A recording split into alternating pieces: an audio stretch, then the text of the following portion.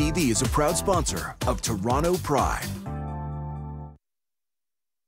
Broadcasting from the traditional territories of the Anishinaabe, the Wendat, the Haudenosaunee peoples, and since 1805, the treaty lands of the Mississaugas of the Credit, this is City News.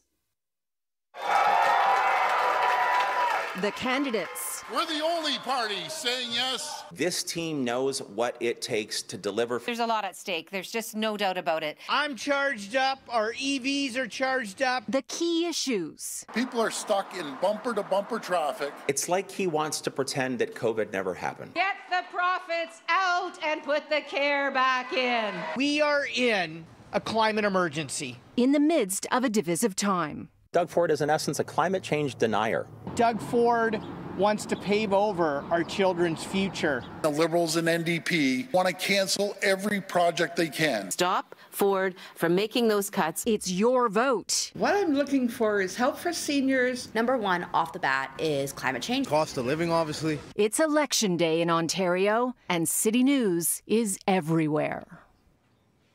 Good evening and welcome to Election Night in Ontario. We will be bringing you the results as they come in. And first, let's introduce you to all of our reporters who will be bringing you full coverage this evening. We have our team live at the main leader's headquarters this evening. Tammy Sutherland is in Toronto with Doug Ford and the PCs. Christine Howren is in Hamilton with Andrea Horvath and the NDP. Melissa Duggan is in Woodbridge with Stephen Dalduca and the Liberals. And Karen Siolan is in Guelph with Mike Schreiner and the Greens. And we are all around Toronto as well. Shauna Hunt is tracking polling stations. Mark McAllister will be bringing us the latest from some of the ridings in this city. And we also have Erica Natividad tracking the results as they come in and will be bringing you some of the big winners and upsets across the province. And Faiza Amin is looking at some of the trending topics unfolding online. And I will be here with you throughout the evening and a panel, my panel all evening. Let me introduce them to you now. First, we have Larissa Waller. She is a communications expert, formerly with the office of Doug Ford in the early years of his government. And we have Michael Coteau, the Liberal MP for Don Valley East, who also was a formal Liberal at Queen's Park and recently left for federal politics. And Matthew Green, the NDP MP for Hamilton Centre.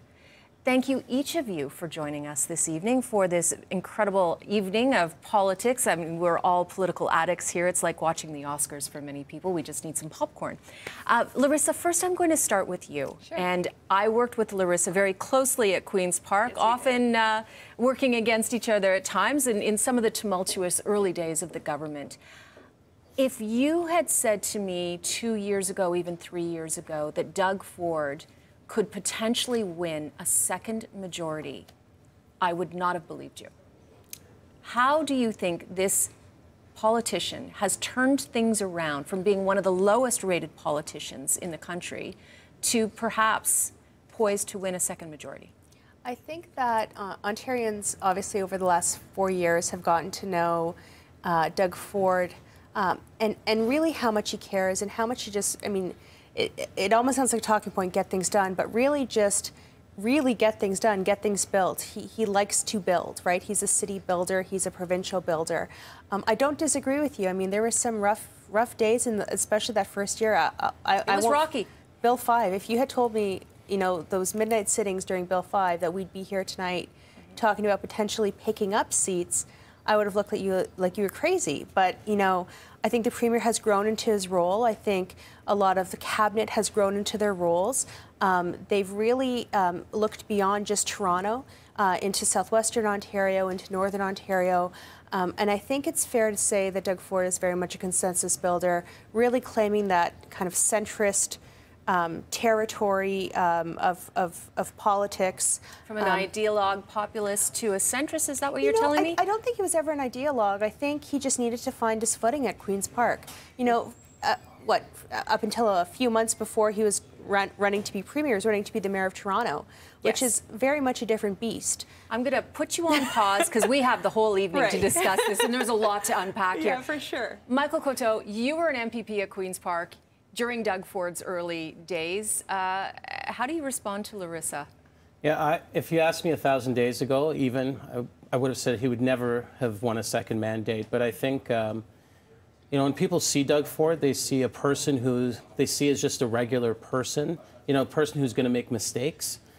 He's not perfect, and I think that's the appeal he has with some folks. He's not this perfect politician. And when COVID hit, I think his approval ratings were at the maybe mid-20s at the time. You know, people just said, oh, give the guy a chance, let him just see what he can do. And they gave him a chance. People felt a little bit bad for him, actually, when I knocked on doors, you know, during even the federal election. They said, oh, he tried his hardest. And I think a bit of luck, a bit of a crisis, you know, looking at him as someone who could make mistakes, that combination just worked well for him. I thought just before COVID hit, I actually think COVID actually saved his political career because it gave him a chance to turn himself around, turn the page. And when I remember the first time he came out and gave a public appearance after we knew that COVID was here and this was going to be serious. He struck a tone that I think surprised a lot of people, and he almost came out as Uncle Doug, not this brash, hard-hitting premier that many people had gotten used to and didn't like all that much. And so he changed his tone. Yeah, and just before that, I remember maybe months before that, he was booed by the entire city, and it shook him. You know, he knew something. He knew that if he didn't change his tone, if he didn't change his approach, he was done. And when COVID hit, I think, you know, he put Ontario, from his perspective, he put Ontario first. Interesting. I thought you would take a little bit more critical view of him, so this is really interesting. Yeah. Matthew, I'm going to take a critical view. Let's hear it, because you've been watching from further afar in Ottawa throughout the last 4 years of Doug Ford's government. Sure. And, you know, having watched it from the first go-around, he ran on a buck a beer platform, very much a populist platform. I would reject the notion that he's a centrist in that way, but I think he's touched on a time of populism. And it's not, you know, it doesn't go unnoticed that still the vast majority of eligible voters are probably taking this one out. They're probably going to sit it out. Voter turnout is still going to be very low. I think people are disenfranchised. They're fatigued from COVID. There seems to be a nonstop election cycle. And in the summer, in this moment, despite how hard each party is working, it feels like the general public is just checked out on this one. And, you know, there will be consequences for that. And I think we're going to see, as the night carries on, just exactly how where Doug Ford relates and who he's connecting with will tell us, you know, how well they got to know their people. And, you know, you got to hand it to them. The Conservative Party certainly knows their people well. And it just so happens that the equities of a first-past-the-post system allow for votes to be distributed in a way where 38% of the support can get you 100% of the power. Interesting. Okay, I'm going to pause you all here on this note. Lots more to discuss about Doug Ford and about the opposition. Did they run a good campaign, for example? Is Doug Ford doing really well, or did the leaders not do very well? I mean, that's a question that I'll leave you hanging with at the moment. But first, let's go to Tammy Sutherland, who is live at the PC headquarters, Doug Ford territory, and they are indeed expecting a win, aren't they, Tammy? Yeah, they definitely are, and it looks like they are prepping for a party later on tonight, Cynthia. Right now, the music is on. The doors are open to allow supporters to come in to attend, but so far, it is not by any means a full house here at the Toronto Congress Centre just yet. Regardless, like we said, it looks like they have the balloon drop that is ready here. They are ready to celebrate a victory, it appears, as Doug Ford and the PCs are considered to be the major front runner. In fact, one commentator who we spoke with earlier today says that it is very easy to say that Doug Ford will likely come out with a majority once again. But we are, once again, looks like there's some cheering here as some of the results are going up.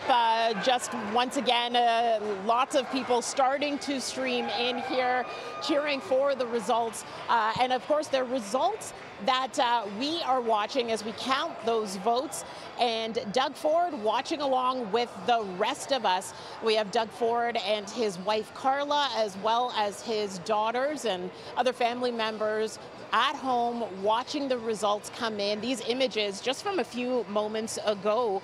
And again, we'll see what the vote will be in the end. Doug Ford voting earlier today with his wife in his Etobicoke North riding at St. George's Junior Public School.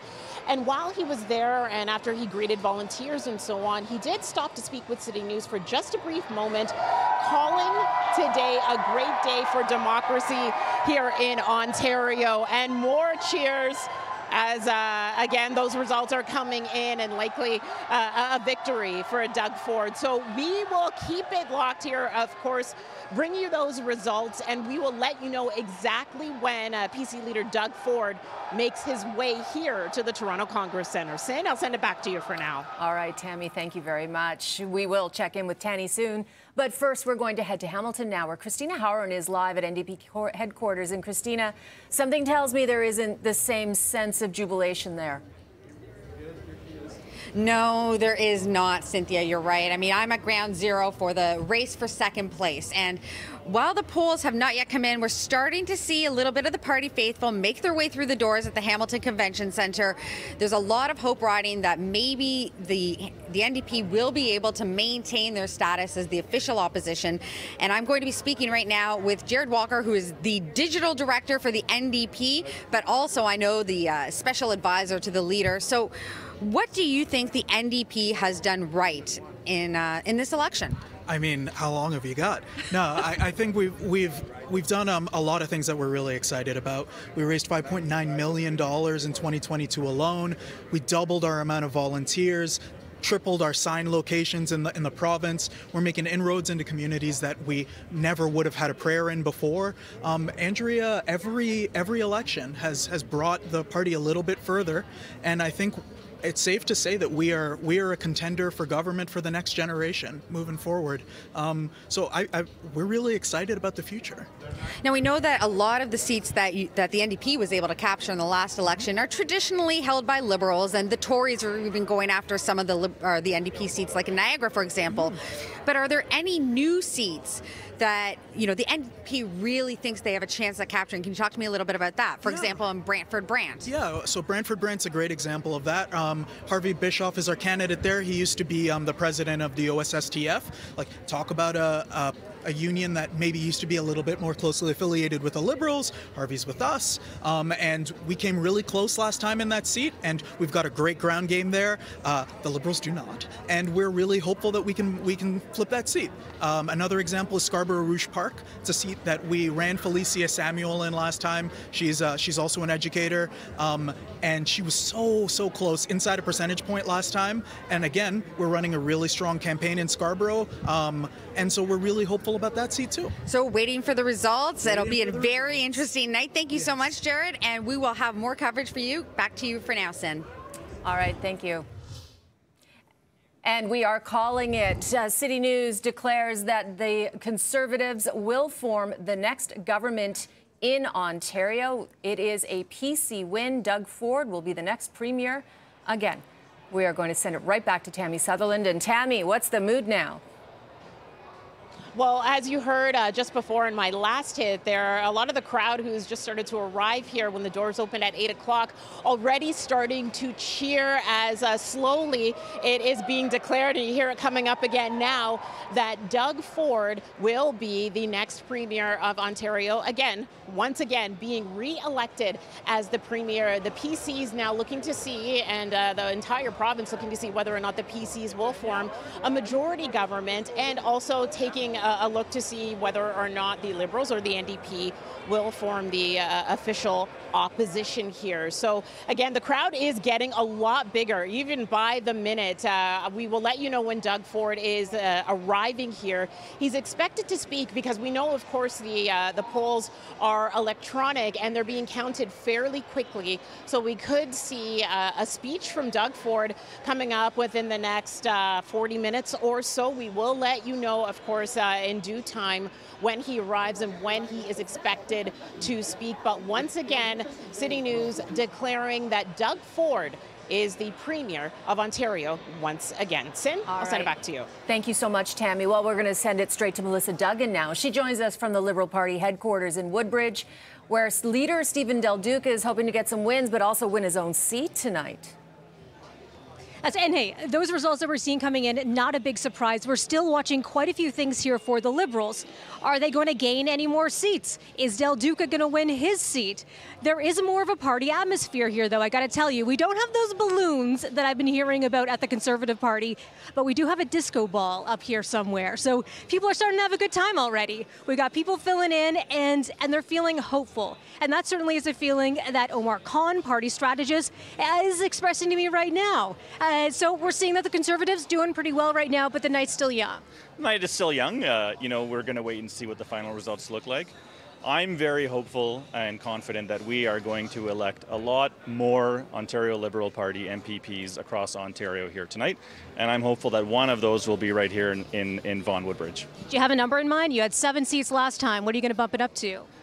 I'm not going to predict any numbers. That's up to the voters, right? And we've just started counting some of the results. I'm very confident, as I said, we're going to have a young, diverse, energetic crew of Ontario Liberal Party MPPs coming to Queen's Park. We'll see. Let's see if we can hold the Conservatives to a minority tonight. I'm still confident cautiously optimistic that that's a possibility. We'll have to wait and see. But we're going to have a really good night tonight. If you look back at where we were 4 years ago. And what was that feeling like 4 years ago? We were devastated. Many pundits had written us off as left for dead. I was on the party executive, and look, it was tough times. We had to make some tough decisions. We had to operate with virtually no staff, zero funding from the legislature because we lost party status. To compare that to the Ndp, they were getting just under $5 million a year in taxpayer funding from the legislature over the last 4 years. We had zero. So we're gonna hold our own tonight. We're gonna elect a lot more Liberal MPPs. Obviously you go into an election wanting to win. Looks like that might not happen tonight, but we are going to have a good night. We're going to elect a lot more Liberal MPPs, and that's a good thing for the future of the province of Ontario. And looking to the future, a one-party insider told me, look at the get-together that we have here tonight. Wait till next time. It's going to be a bigger show we've got together. Yeah, look, like I said, we are going to have a good night tonight. We'll wait and see what the results are, but we're going to, regardless of whether or not it's a minority versus a majority, we're going to have more of that funding that comes with more seats in the legislature. We have a renewed sense of energy. We have a renewed sense of vigor from a very young and diverse set of MPPs that are going to be joining Queen's Park under the Ontario Liberal Party banner. And we're going to be here. We're fighting here today. A lot of people didn't think we'd be able to be here in this position 4 years ago. But we're going to be in an even stronger position 4 years from now. And we look forward to forming the government 4 years from now. Omar Khan, Liberal strategist, feeling that energy. They've got a young base, they're saying. They've got a disco ball here. We'll see what happens maybe in 4 years from now and what happens later tonight. Back to you, Sin. All right, Melissa, thank you. And now we're going to go to Guelph, where Karen Seolin is tracking Mike Schreiner in the Greens, the mighty party of one he's been dubbed. Can he double his party, Karen? Yeah, well, Cynthia, it's certainly feeling more like a party here tonight. A few dozen supporters have filled the room. They're eating, drinking, cheering as the results roll in. Every time Mike Schreiner's, picture comes up on the screen, it gets very loud in here. So everyone tonight is really hoping that history will be made for a second time. Of course, back in 2018, Mike Schreiner made history, winning the Greens' first seat in the Ontario legislature. Tonight, he is hoping to at least double his seat count. Now, I am joined by Ralph Ben-Maguri. You are a Green Party strategist. How are you feeling about the party's chances of doubling their seat count tonight? I think it's fantastic we're even talking about it, because nobody thought Mike would get elected the last time, and nobody thought in Parry Sound, Muskoka, where Doug Ford has his cottage, that a Green would have a chance. We're in a very tight race. This is politics. Whatever will happen. But we have done a lot in this campaign. We have tripled the amount of money that's been raised. We have 50% more members. We have the biggest campaign we've ever run. And Mike in the debate was fantastic. So we're very happy, and we're very happy for Mike. It looks like he's going to win Guelph. And he's a one-man opposition party. We're hoping to make it two. On Parry Sound, Muskoka, Matt Richter, the candidate that the Greens are running there, you know, he's been making gains in recent elections. He finished third in both 2014, 2018, capturing 20% of the vote. But the PCs, you know, they captured 50% of the vote in 2018. That's a lot of ground for the Greens to have to make up. Is it realistic to be winning that seat tonight? Yes, because Norm Miller was there for since the riding was created in 1999. So he owned the riding. It was Frank Miller's son. He owned the riding. It was all his. He stepped down. There's an opening. The Liberal candidate had to step out for things that they said. So in politics, sometimes crazy things come together. And if you're there to pick up the pieces, after 4 times, Matt Richter was the one who was trusted and was there. So we're really hoping we have a great ground game there, that this time it happens. Thank you so much. There you have it. Lots of optimism here tonight. Sin, I'll throw it back to you. All right, Karen, thank you. And City News is declaring a PC majority this evening. The polls are still coming in, but we are predicting a definite PC majority. Now, will they win more than the 76 seats they won in 2018? Will the NDP come close to the 40 it won or surpass it in 2018? And will the Liberals surpass? Right now, we're showing 6 seats confirmed. Will that go higher to party status with 12 seats? So we will continue to watch these polls, but Shauna Hunt is in the field outside the polls, and she's been keeping track of some stations that are being delayed. Shauna. And that's right, Sin. So officially polls should be closed, but voting hours have been extended at 27 polling stations, including the one here on McCall Street. It's affecting 19 ridings right across Ontario. The extensions will span from 10 minutes to 2 hours, all depending on the location. This also means the counting of ballots will be delayed in those 19 ridings until the polls officially close. So this will give people a chance to cast a ballot at some of the locations that were experiencing issues throughout the day. We do know that there were some computer glitches that were being reported, and some polling stations opened later this morning due to things like fire, power outages, and sewage backups. So again, we're live here on McCall Street. This location will be open till 9:40 tonight, so another 20 minutes or so if you live in the area and you still want to cast a ballot. I'm being told that they had some trouble firing up their computer system first thing this morning. Sin, I'll throw it back to you. Okay, Shauna, thank you. Well, results are starting to come in fast and furious at this hour. We're going to send it over to Erica Natividad,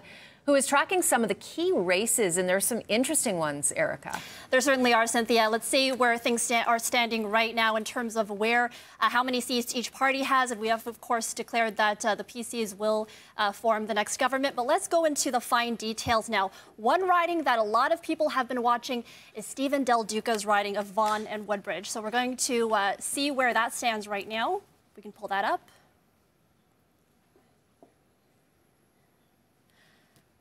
All right, so here we go. So the PC is leading here. Stephen Dalduca is second place at the moment. He's really trying to hold on to his seat. He's really trying to win a seat here. This is, you know, not as close as probably he would like it to be. We're going to move on to Toronto Centre now with star candidate Wong Tam, who is currently in the lead here over Liberal David Morris. Moving along, Scarborough-Guildwood. Mitzi Hunter trying to hold on to her seat there. She is in the lead right now with over 3,000 votes. And then now let's head over to Don Valley West. Star candidate Mark Saunders, the former police chief, is trying to win this seat from the Liberals, and right now he's in second place. It is quite close, though. So there's just about maybe over 100 vote difference there. And then we're going to head over to Brampton Centre. Deputy Leader Sarah Singh here in third place with just over 2,000. The PCs are leading there. Last thing we want to show you is, of course, Guelph. And there it is. Mike Schreiner has won his seat once again. So lots of things to watch here. We will be here at the board all night bringing you the results as they come in, Cynthia. Erica, thank you. And we've also heard that Caroline Mulrooney, who was a minister in Doug Ford's government, has easily won her riding. And another riding with extended hours is Don Valley West, and a familiar face to Torontonians is running for the Conservatives there. We bring in Mark McAllister, who's tracking the election bid of former police chief Mark Saunders.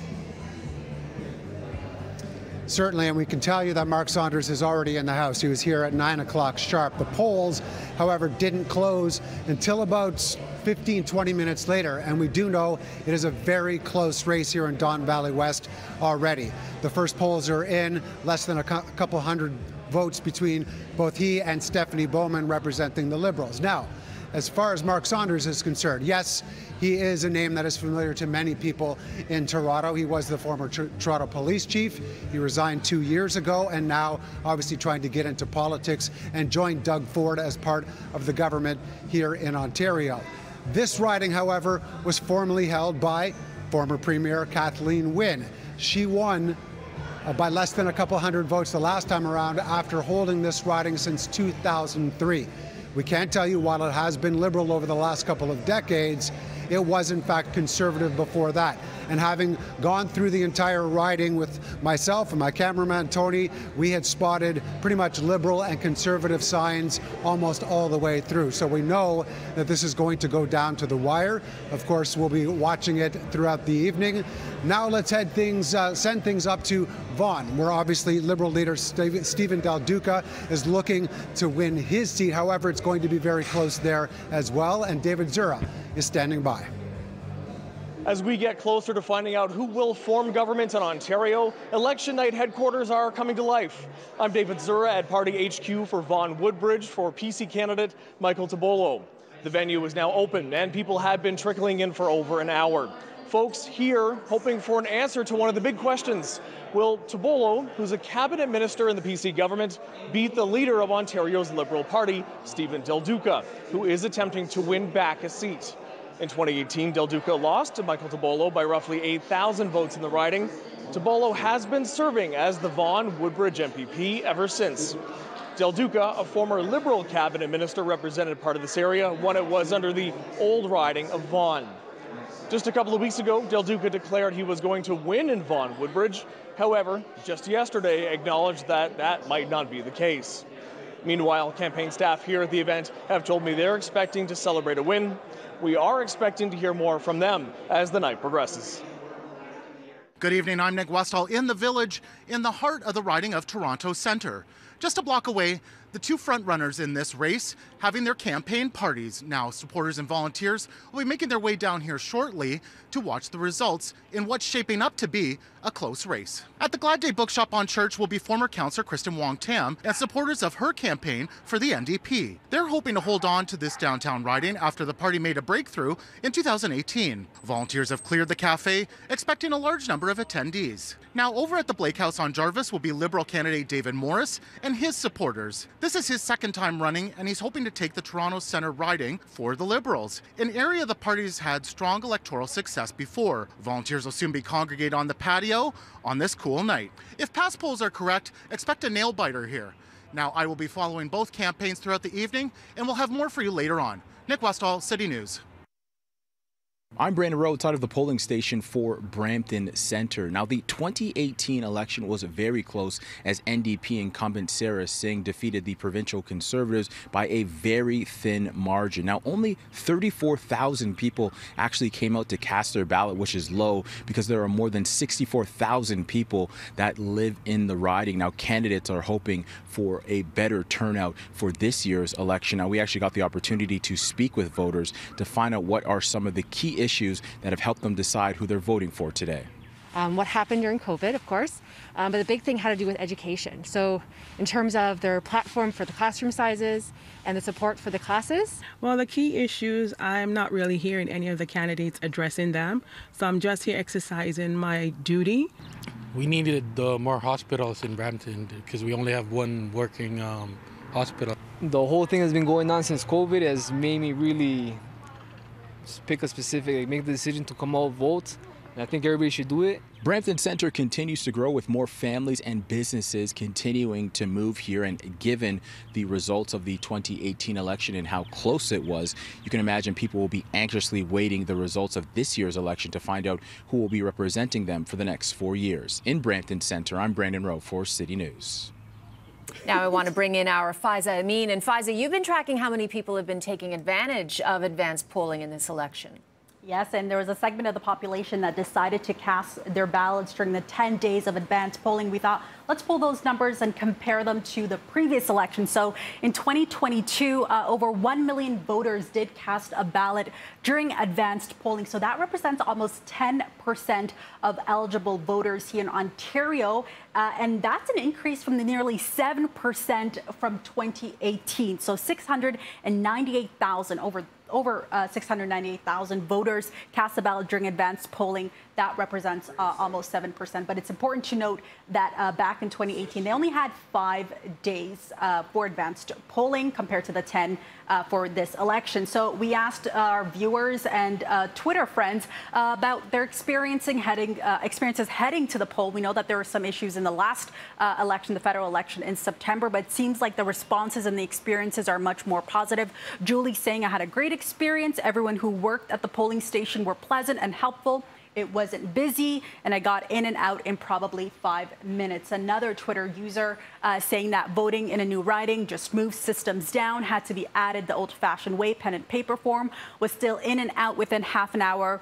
Bravo to all the volunteers helping things run smoothly. So a few issues that did happen throughout the day, and we'll be keeping a close eye on voter turnout. That's the big question here. Election Ontario expected to release those numbers soon. But speaking of Twitter, let's take a look at the list of most mentioned Canadian politicians in May 2022. And a few of the party leaders for Ontario did make the top 10. That includes Doug Ford in 3rd place, Stephen Dalduca, Liberal leader, in 5th, as well as Andrea Horwath coming in 9th place. So that's some of the things that Canadians have been speaking about. And we'll be asking you questions throughout the night on Twitter and on Facebook, City News TO. We're looking to hear from you about your thoughts and experiences. You can also join the conversation and follow us along on citynews.ca/elections. Back to you, Sin. All right, well, we are going to unpack some of this with our panel right now. I'm going to start with you, Michael Coteau. You actually ran against Stephen Dalduca for the Liberal leadership just before COVID struck. In fact, I think it was just days later we had our first cases, and people even in that hall came down with COVID. Yeah. What are your thoughts watching this now? And I know you're going to choose your words very carefully, but it looks like Stephen Dalduca may even lose his seat tonight. Right now, he has half the votes of the PC incumbent. What are your thoughts? Was the wrong leader chosen? I'm just going to put it right out there. Was the wrong leader chosen by the Liberal Party? You know, over the last 2 years, Liberals have worked so hard across the province to build the party up. You know, we paid off the debt. We got candidates in all the ridings. And, you know, where we came from, the defeat in 2018 was just, it was hard for the party. So building the party, you know, I was involved in the platform building. Kate Graham and myself. So it's taken, you know, we didn't have party status. It's taken a lot of energy and time to get to even this point to run an effective or at least a full provincial campaign. You're not answering the question. Yeah. So we'll have to see what the final results look like. But you know, 9 is not a good number for us so far tonight. You need 12. We need 12 for party status, correct? Which means you get more say in the legislature. You get more money for research, for staff. Right. You know, this would be a crushing blow, and it's early yet, but this would be a crushing blow if you don't get party status. Well, I'm going to stay optimistic for the next little while until those numbers firm up a bit. But you know, my expectation was that we're going to get more than 12 seats.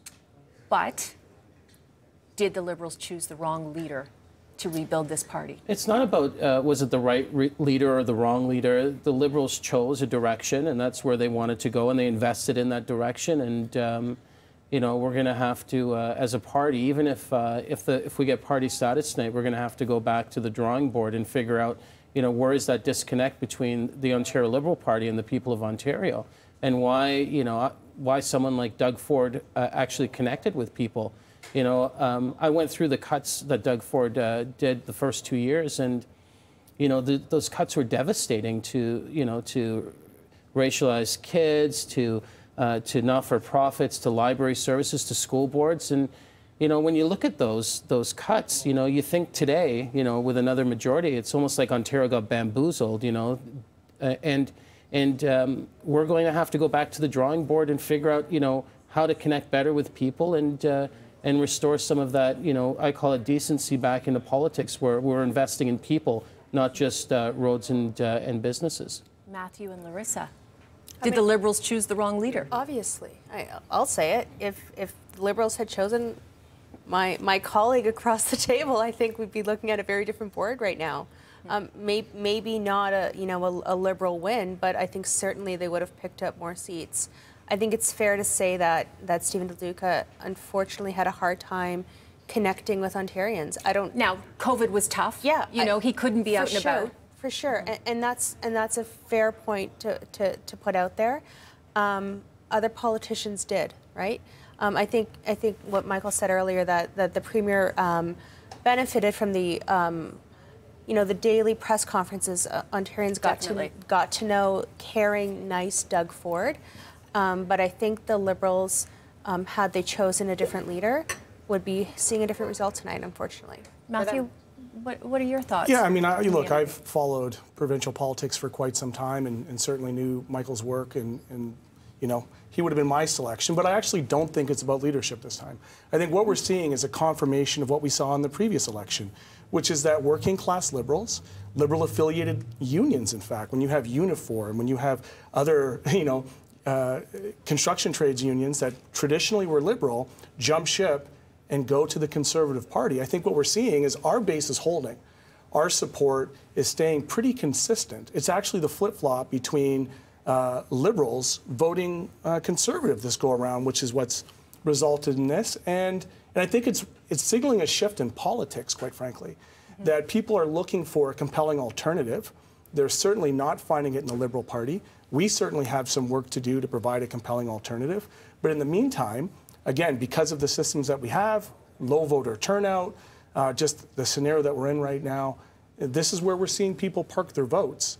But what we're seeing, I don't think, are New Democrats flipping Conservative. I think we're seeing Liberals jump ship and support the Conservative Party in Ontario. So the numbers are right now on our screen. The PCs have 76 seats. That's what they won in 2018. Wow. Yeah. And the NDP at 28, they had 40, and the Liberals are at 9, they had 7 in 2018, and Greens are remaining at 1. Okay, we will continue this conversation in a moment, but first I'm going to send it over to Tammy Sutherland, who is standing by at PC headquarters where Doug Ford has won. Tammy, another majority government. Another majority government, and as you heard during the last couple of hits, the crowd here getting bigger and getting louder after hearing those results come in. The Doug Ford will once again be the Premier of Ontario. Ontario will be led by a PC government. And you heard the reaction here. Let's take a listen and a look at Doug Ford's reaction with his family when the news broke.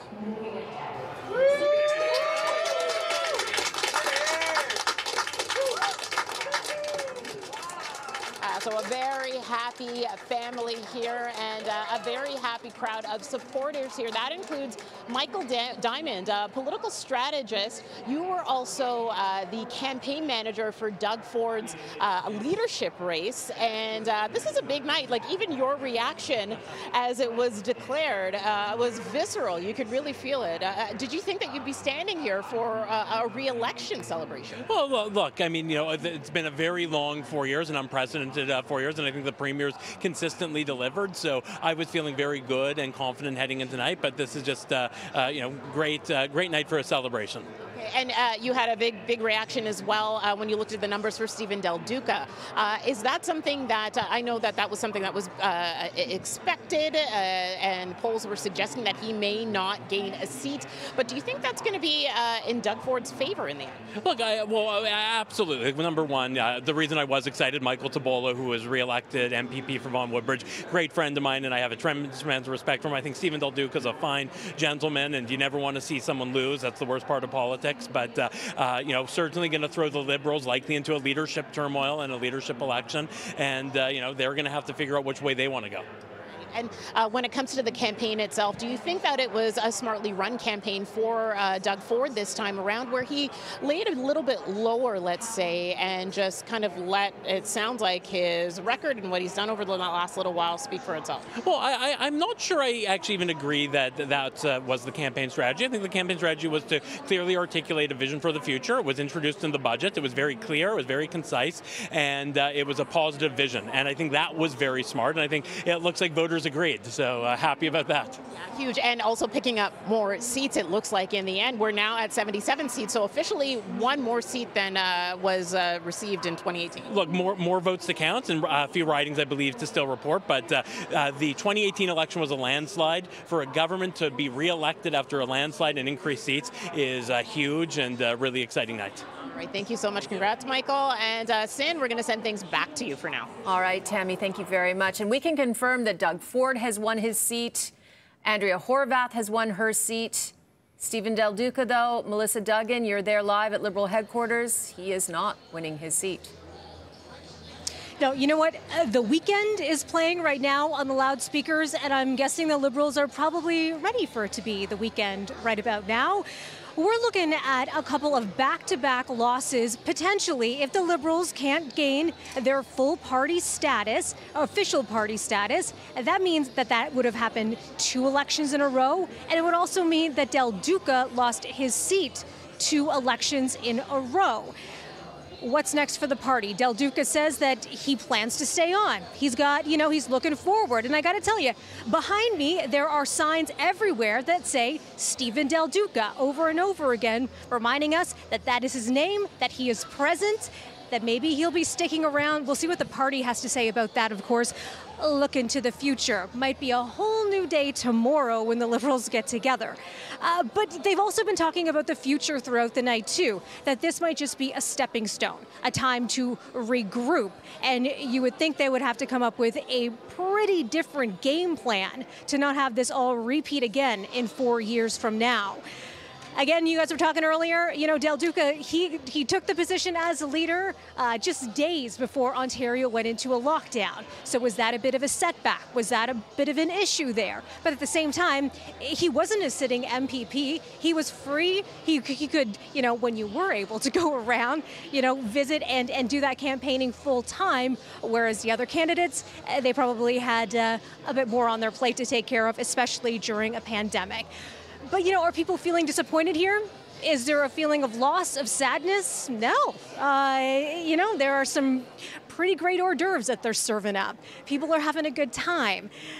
I don't know how great they're going to be feeling maybe when they wake up tomorrow morning and realize that this is the reality once again, that the Liberals haven't gained ground and that the PCs are going strong. Sin? All right, Melissa, thank you. And right now we have the PCs with 77 seats. They won 76 in 2018. And Brampton was supposed to be a key battleground in tonight's election. We're going to check in now with Erica, who's watching the results roll in. And this is a very vote-rich area, Erica. Yeah, Cynthia, and the PC is hoping to hold their ground here, and they actually might be able to gain some ground. So let's take a look at Brampton Centre first. 32 out of 47 polls reporting PC candidate Charmaine Williams has been elected there. Moving over to Brampton East. There it is. PCs elected here. Quite a wide margin, 17 out of 30 polls reporting.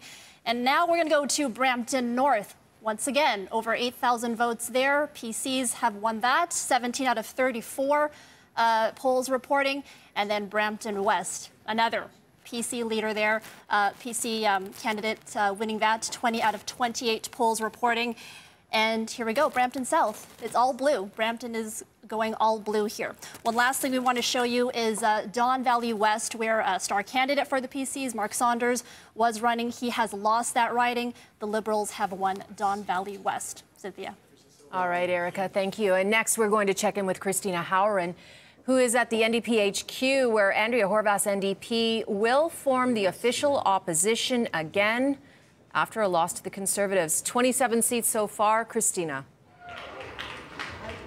Yeah, and you can hear behind me, there's a bit of cheering going on and then a little bit of as the results start to come in, because while the NDP does look like they are poised to form the official opposition, they have lost a lot of key seats. So you just heard Erica talk about Brampton Centre. Well, that was Deputy Leader Sarah Singh's seat, and the fact that it's gone to, albeit a very popular Brampton City Councillor Charmaine Williams and the Tories, it's a big loss in this community. We're also seeing that Windsor-Tecumseh, which has traditionally been Liberal and then NDP and gone back and forth, well, that looks like it's going to the Conservatives. And Essex, which was held for a long time by former NDP MPP Taras Natashak, that also looks like it's heading to the Tories. So there's been some very significant losses for the NDP, but you can hear the cheers. There's still some optimism, and you know, this group looks like they are poised to form the official opposition. Thanks, Sin.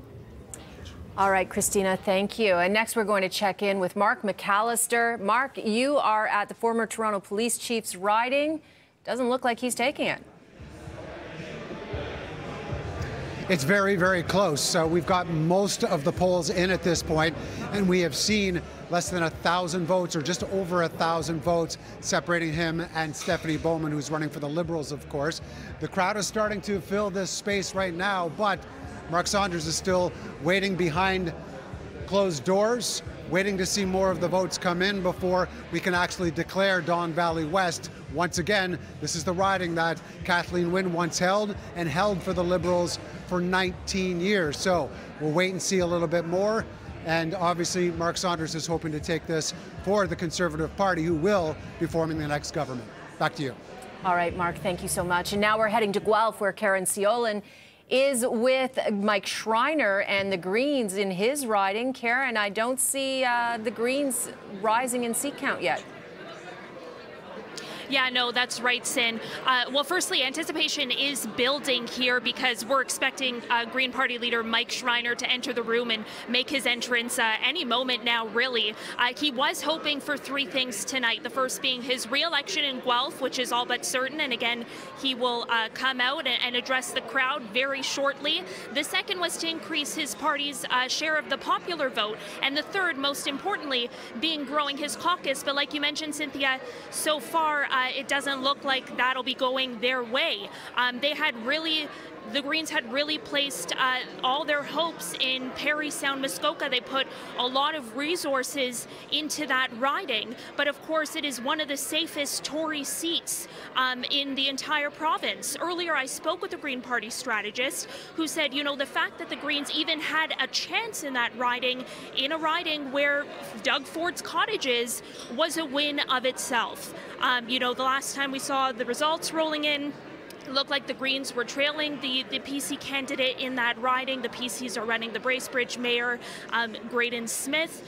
The Greens are running Matt Richter. He's a fifth-time candidate. He has been making gains in recent elections, but again, it doesn't look like it'll be going his way tonight. Either way, it's a celebration in here because, you know, a lot of political operatives have said the fact that the Greens have cemented themselves as part of the Ontario political discourse is a win for itself. And again, Mike Schreiner, he may be the lone Green MPP at Queen's Park one more time, but he says the fact that he even has a presence in the legislative chamber has made a difference. So we are waiting for him to walk through those doors, and oh, it sounds like he might be coming very shortly. A lot of his supporters getting very excited. Just give you a look at the crowd here.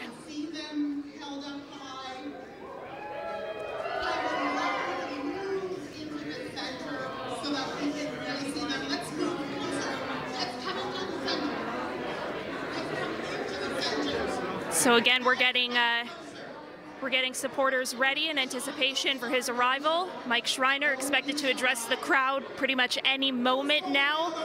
At least he's regained his seat in Guelph, but it's looking like the Greens might be a party of one at Queen's Park once again. Okay, Cynthia, as we wait for Green Party leader Mike Schreiner to enter the room, I'll throw it back to you. All right, Karen, we'll check right in back as soon as he begins to speak. Let's discuss Mike Schreiner. I mean, he is one of the best political communicators at Queen's Park. I remember early on when Doug Ford was elected, One of your colleagues quietly said to me in comms, I'm so happy Mike Schreiner is not running for another party because we'd be in trouble. He is really a superb politician, and his party of one has done a lot. Yep. What do you think, though, it will take for him to build that, and can he build that? I'm going to start with you. Yeah, again, this isn't a cop-out, but I think first past the post really diminishes people's ability to have their voices reflected in the House of Commons and in the legislature. And I think that if you were to look across the province and see where the support is around issues on climate justice and the environment, I mean, in theory, you would have a lot of support. But people feel like when they're voting for a party of one that they're actually canceling their vote in other key ridings. And I think that's the thing that holds them back. If we had a system that was more direct in its democracy, more proportional, I think we'd see, like we do in Europe, many more Greens voted. Interesting. I mean, he does hold Doug Ford to the fire on climate. He was very good at giving the PCs a lot of grief, and there was a lot to give them a grief about. So, no, I think absolutely. What I like about Mike Schreiner is that he actually takes thoughtful positions on every issue. So yes, he does. So he will give the Conservatives grief on environmental policy that he does not agree with, but if he agrees with them on something else, he'll say, that's a good idea. Or he'll say, let's work to fix it. He's one of the few politicians at Queen's Park that is really looking for a conversation. He'll physically walk across the aisle, have a conversation. He's not just doom and gloom. And I think Ontarians generally need more of that in their politicians. I think even if you look at how Doug Ford, worked with the federal Liberals on the new NAFTA or on infrastructure spending, on bringing back the manufacturing sector, you see that a lot with the Premier and the Feds. You don't see it a ton at Queen's Park, except in Mike Schreiner, I think. And he's not a one-trick pony. It's way more than environment. He gave an impassioned speech about ODSP. And one of the first ones to do so, and the first one to come out of the gate and say, I'm going to double ODSP rates, which is social assistance for people with disabilities, and they make $1,169. I'm sorry, are we going to Mike Schreiner? Just one moment. Oh, he's about to enter the room. I'm sorry, we will go there as soon as he does. But Michael Coteau, do you think that he can build the party further? And yes, I acknowledge your first past the post, but it's really hard to build a new party when you have 3 parties already. I saw Michael for years in the galleries looking down, with some of his supporters. Then he found a seat in the Ontario legislature. I enjoyed working with him. I sat pretty close to him, and we had a lot of conversations. The big challenge for Michael is, the Green Party, usually gets put into it has a very strong brand, right? It's like environmental issues. But when something like COVID hits, some issues get pushed to the side, and it became, health issues, right? So Michael has the greatest brand because, you know what they're about, but at the same time, it's so powerful, it kind of keeps them into one position. So I think he's going to have to figure out a way to kind of branch out on policy a bit more. And he does a good job doing that. But I mean, when it comes to elections, it's a hard thing to do. And he is entering the room now. And if you consider how little staff he has and the big impact that he has made at Queen's Park, pushing different issues, pushing politicians to acknowledge them, it's very impressive. So he is entering the room now with his wife. And we will just bring the audio up there as he is about to take the stage. He certainly has a lot of supporters in the room for him. This would have been his opportunity, I think, though, because it was it was a campaign that was a bit, felt like everyone was asleep. The issues weren't. This was his opportunity, I think, to really shine. And he was impressive in the debate. Very impressive in the debate. And I think his popularity did rise after the debate. I mean, quite frankly, he was the one who took on Doug Ford the best during that debate and had some of the biggest impact in the debate and changed the conversation. And he does have an incredible team at Queen's Park. You're absolutely right about that. The people surrounding him, they may be small, but very, very effective. Yes. A difficult night. I mean, it's a great night. I remember when he was sworn in, he was kind of teary when he was first sworn in at Queen's Park. It was a very moving moment. Well, let's see what he has to say.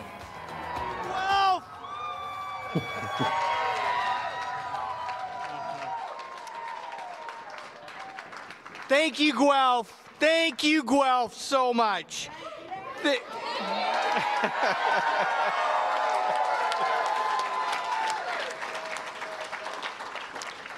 I want to say to everyone across this province, those of you who stood up and put yourself out there to be a candidate, thank you for doing that. Our democracy is better because of your service.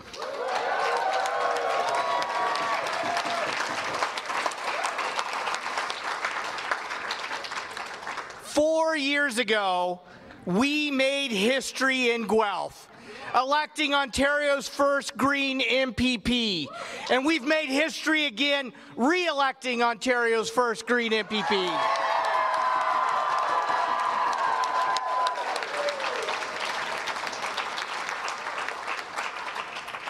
We are proving that Greens are here to stay. We're building momentum across this riding and across this province.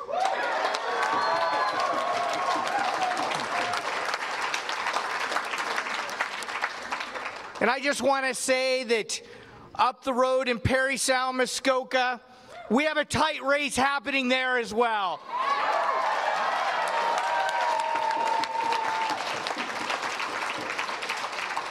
You know, to see a Green candidate so close in a riding that has always gone blue tells you that there is Green momentum, there is a Green wave building across this province. It's not only in Guelph, it's in ridings all across Ontario. And I want to give a shout out to Matt Richter and his team for the amazing campaign they've run.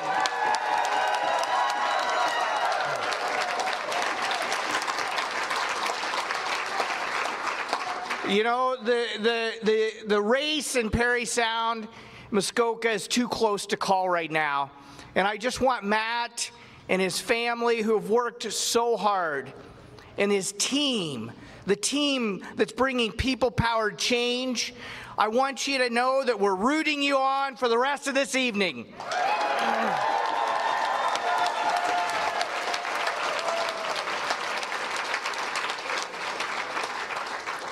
All of you in Guelph have shown that we can do politics differently in this province. Yes.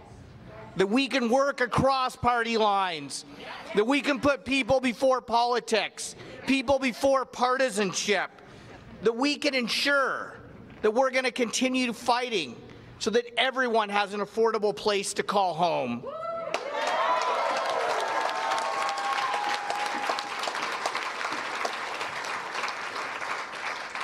That we invest in the frontline healthcare workers who care for us, and that mental health is health.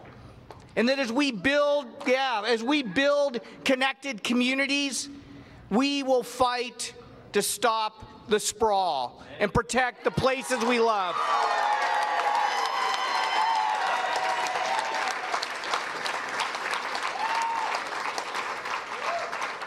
To support small businesses and ensure our communities are climate ready.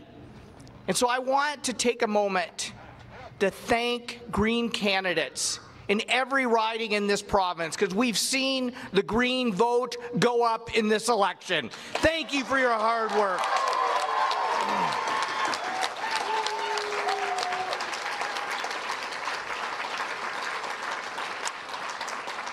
And the candidates from all parties and all ridings, I encourage you to stay engaged. And I say to my fellow candidates here in Guelph, let's keep working together to build the green and caring city that we love here in Guelph.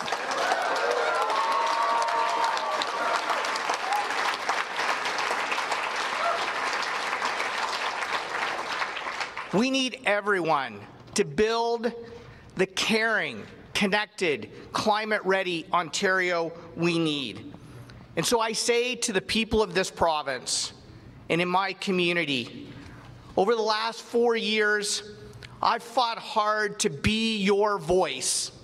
And I will fight the next 4 years to be a strong opposition voice in the legislature.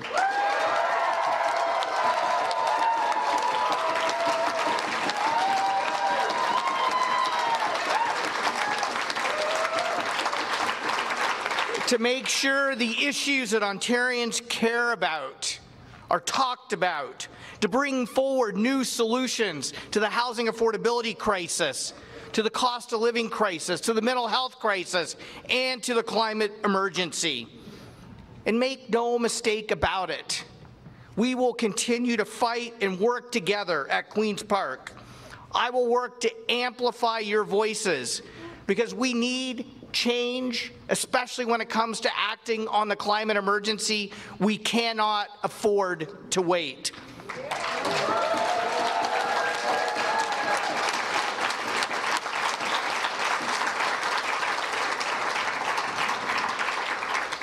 So I want to congratulate Mr. Ford and the PC party on your victory tonight. The people have spoken. The people have spoken. But at this critical moment in time, I ask you to consider the financial, the economic, and the climate implications of paving over the places we love, the farmland that feeds us, and the nature that protects us.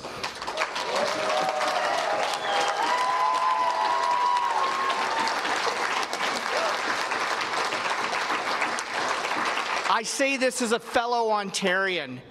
The storms, floods, and extreme weather that we've experienced in the last month of this campaign alone shows us what's at stake. What's at stake for my children's future and your children's future. So I say to you, and I say to my opposition colleagues, that we have to work together to make sure this province is climate ready, to make sure that our infrastructure can withstand the storms we've experienced this past month, and to make sure that our economy is ready to be successful in the emerging markets of the new climate economy. Let's work together to get that done.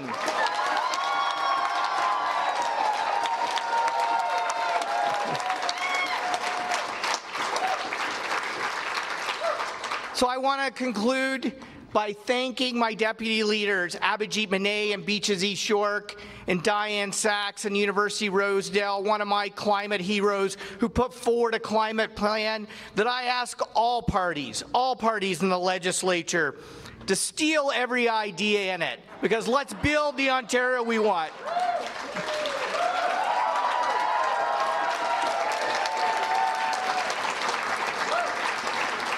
And I say to you both, and to all of our candidates across the province, thank you for sharing our vision and increasing our vote total. And I wanted to give a quick shout out to my campaign manager here in Guelph, Diane Dance.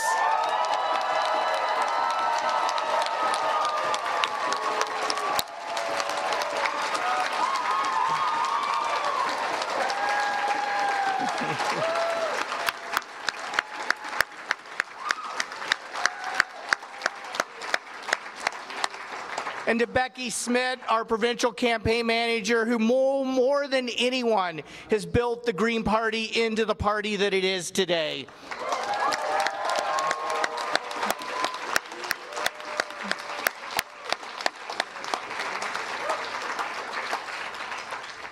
To my family, my wife Sandy, my daughters Isabel and Beata, and my mom Barb, thank you so much for always being there for me and with me.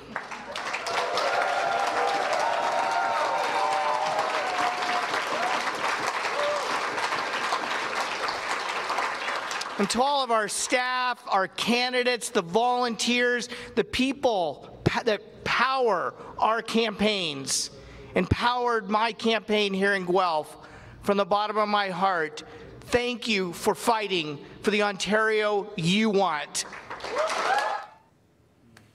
Green Party leader Mike Schreiner, who says the one seat he was really counting on winning to double his party is still too close to call. Parry Sound, Muskoka.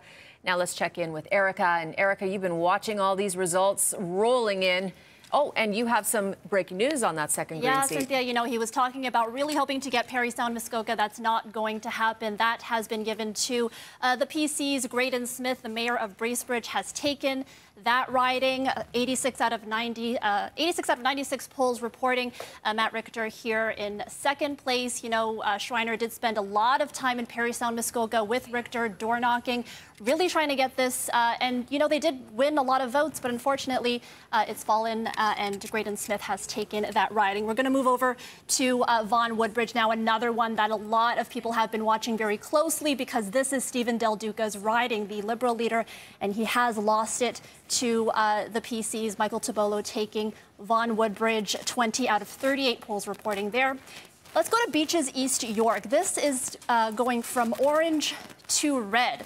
The incumbent was not running here. We have a star candidate in former City Councillor Mary Margaret McMahon. She has taken this riding, and we're going to move now to Toronto Centre, where star candidate Kristen Wong-Tam has taken that for the NDP, unseating the Liberals there. Now we're going to move over to York Southwestern. This is another riding that a lot of people were watching because who's running here? Michael Ford, the nephew of Doug Ford. He's currently in the lead. It does appear to be kind of close. We have 42 out of 73 polls reporting so far, but Michael Ford, Doug Ford's nephew, in the lead there. Hamilton East, Stony Creek. Now, this is one of the ridings where the PCs are running a star candidate in Neil Lumsden. He is a former Canadian football star, and he is a Hall of Famer. He has won that riding for the PCs, over 8,000 votes there with 32 out of 44 polls reporting. We're going to keep it moving along. We have a lot to get to. This is a very close race between the Liberals and the PCs. Doug Downey, the Attorney General, he is in a battle with Jeff Lehman, who is the former mayor of Barrie. And so look at how close that is right there. You know, 20 or so votes. So this is one that we're going to be keeping a close eye on. But for now, back to you, Sid. All right, Erica, thank you very much. And let's send it upstairs to Faiza Amin. And Faiza, you've been tracking what people are saying online, and a big conversation tonight is about voter turnout. Well, Cynthia, yes. So we don't have those numbers just yet, but like you mentioned, a big conversation, people wondering how many people have turned up. So let's take a look at what happened the last few elections. Voter turnout actually increased significantly.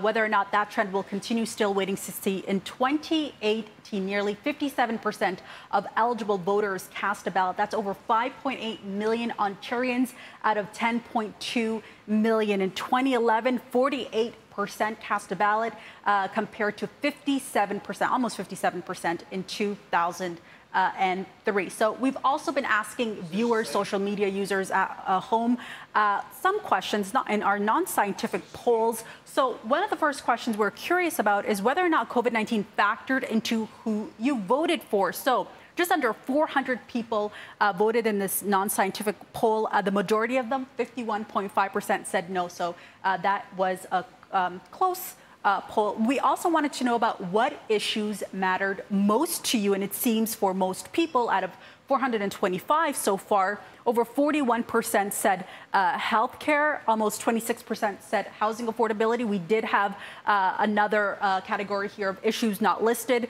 Almost 28% voted in that one. And listen, the results seemed like they came in quite quickly as the polls were closing, most of the polls closing. So we wanted to ask whether or not people were surprised by the election results. Over 670 people had their say, and the majority of them, over 77%, said they were not surprised. So Cynthia, we are continuing to have these conversations online, keeping track of what people are saying online, and we'll bring you more throughout the hour. Back to you. All right, Faiza, thank you. And just to put this all in perspective, right now the PCs have 80 seats. That's 4 more than they won in 2018.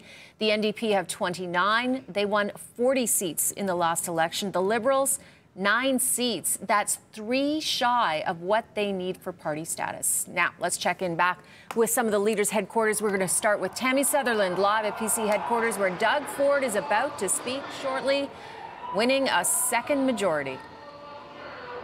Yeah, that's right, Sin. He is in the building, likely going to speak in less than a minute. Now, we have Richard Southern here as well.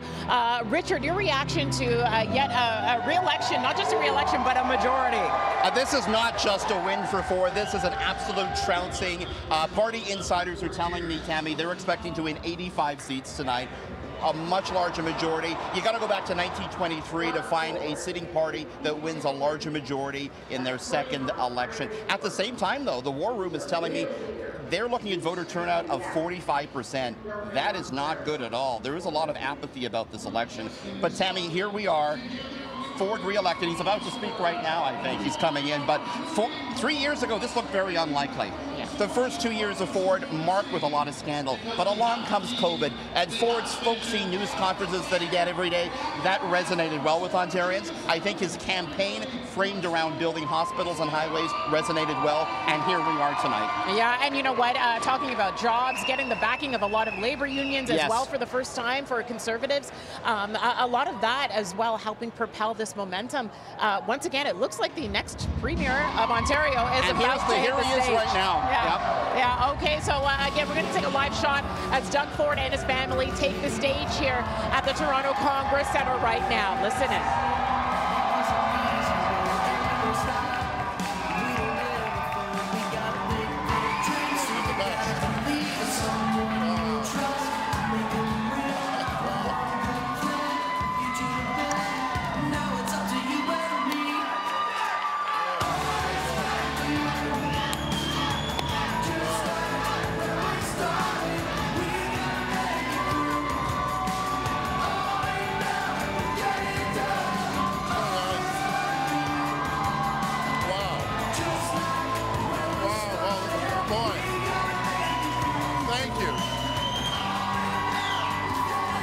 So much. Boy, thank you. What an incredible welcome. What? There you go. Excellent. Well, thank you, everyone. What a night and what a result. Together, we have done the impossible. We have made history. Wow, I'm just so grateful, so grateful. Oh, boy.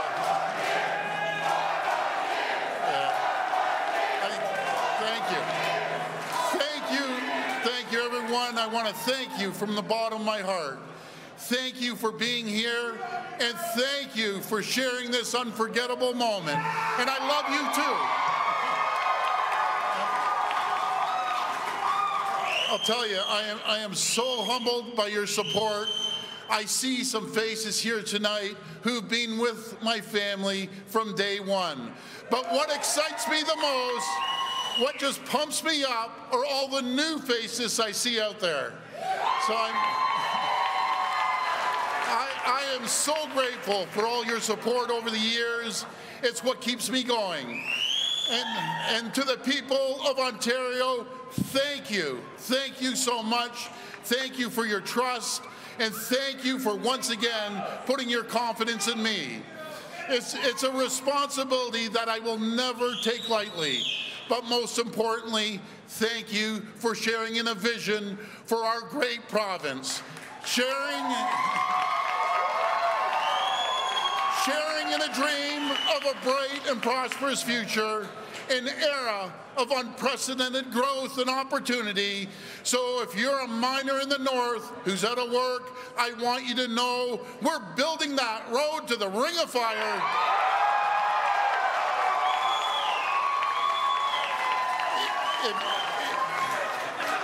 If you've had to worry about your job at the local auto plant, I want you to know we're investing in the future of Ontario's auto sector.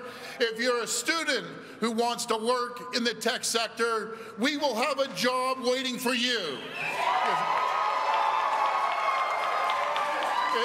If you're a newcomer with a degree who can't get a job in your field, we'll make sure you can get credentials you need. This is what we're working for. This is what the Ontario dream is all about.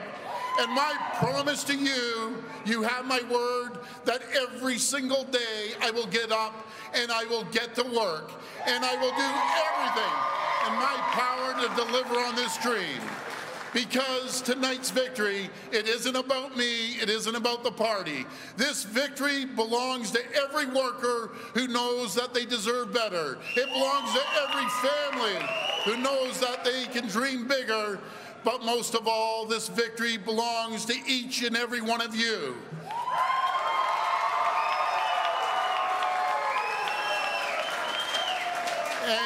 And to my rock, my wife Carla, my beautiful daughters, my entire family, thank you for always believing in me, and thank you for standing with me through thick and thin.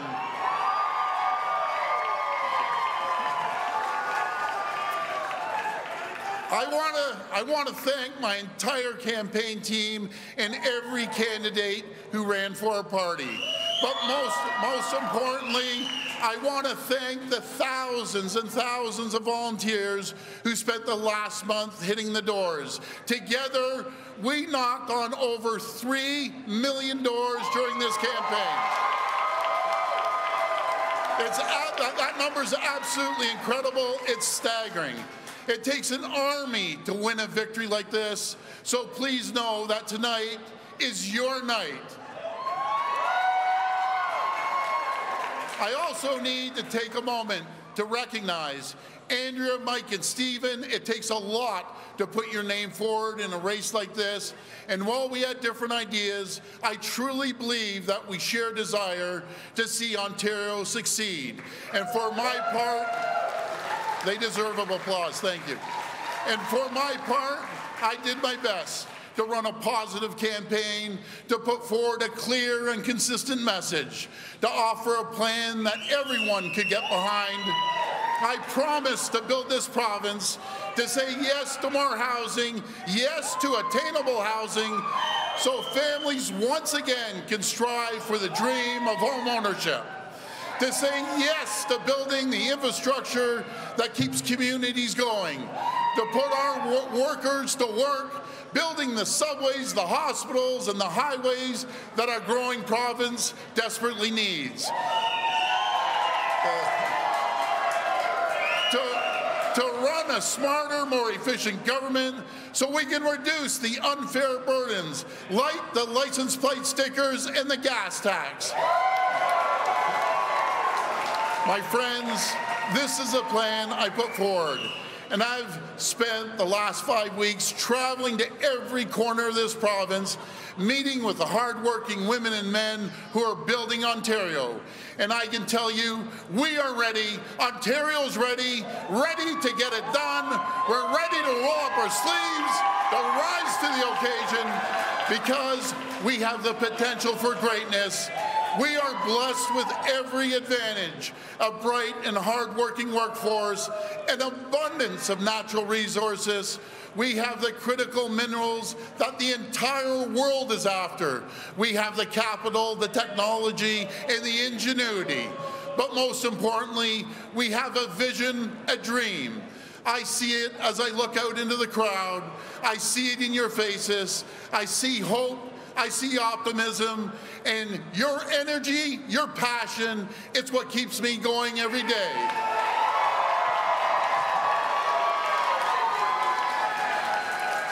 My friends, because it all started almost 3 decades ago, right here in Etobicoke. It started with my dad, Doug Ford Sr., my mom, Diane, and my brother, Rob, whose birthday was just last week, and who I owe so much to. I know that they're up there in heaven, and they are celebrating with us tonight. Friends, it started with all of us together, and over the years, we've had our ups and downs, we've tasted victory, and we've faced defeat. But through it all, we never gave up. And when I think about how far we've come, how far we've traveled together, we started as an idea, a new approach to politics. Thanks over the years, Thanks to each of you showing up at our events, volunteering at the doors, spreading our message. Thanks to you, what started as an idea turned into a movement.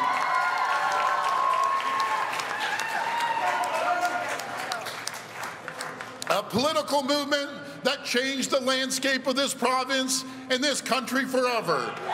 Together, we're reimagining our party, we're reimagining our province, and tonight we have changed what it means to be a progressive conservative in Ontario.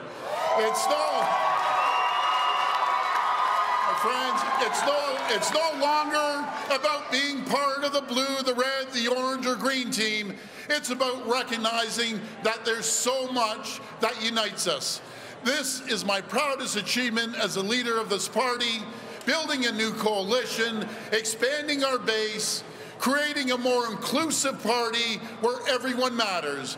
Because never in our lifetime has it been more important for a party to represent all of Ontario. Now more than ever, we need unity. The road ahead, it won't be easy. We have big challenges in front of us, an uncertain global economic climate. We are competing against other jurisdictions for every job, for every dollar of investment, but Ontario is stronger. We're absolutely unstoppable when we stand together. And so tonight, I call for unity, and whether you work on the assembly line and voted NDP your entire life, or cast your last ballot for the federal Liberals, I want you to know that as long as I'm here, there's room for you in this party. I will fight for you every single day. And friends, when I think about the workers, when I think about the unions who got behind us in this election, when I think about the coalition that we've built together, it's incredible, because there was a time not long ago when some of the same people who are with us now couldn't see a home for themselves in this party. It wasn't easy. We had to admit our mistakes. We had to build back confidence, and that journey, it's not over. I'm the first to admit that there's more work to be done, but tonight's result, it proves that we're on the right track, that this approach is the right one, and tonight's results proves that this is how we get things done, by being inclusive, by focusing on what unites us, and being ready to work with anyone. And with this approach together, we are unstoppable, because we're just getting started. But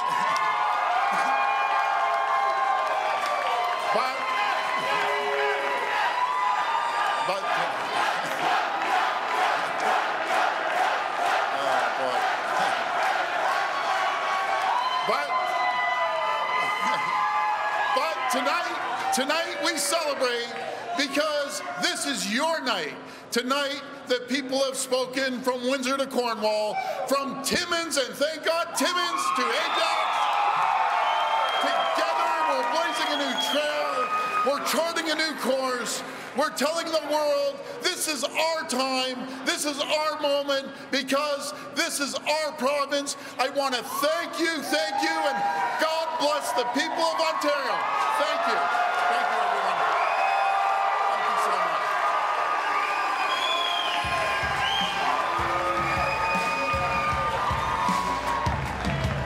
Working hard every day. We got the heart to find a way. Nobody said it was an easy road.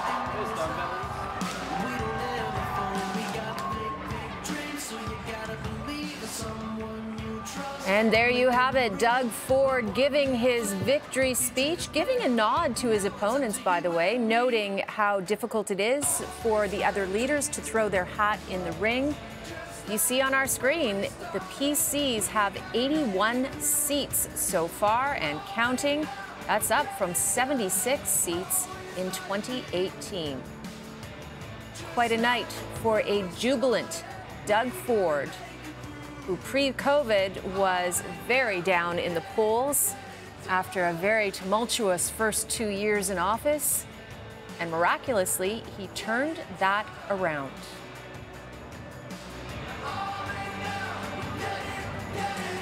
There he is, greeting his supporters. You know, he ran a very tight, focused campaign that actually started in February. And you could see a flurry of announcements come in every single day. And it was strategic, it was coordinated, and it was well thought out. And they did not deviate from that at all throughout his campaign. Now, as we watch Doug Ford, we are waiting for NDP leader Andrea Horwath to come out. And Christina Howren is standing by there in Hamilton. Certainly a different mood right now. The NDP, Christina, have 29 seats, significantly down from the 40 seats that they won in 2018 as they too rode an anti-Liberal wave. Yeah, it's Cynthia, the mood might not be the same as at the Ford camp, but I will say that people here are actually quite happy. I mean, the NDP was able to maintain their status as the official opposition.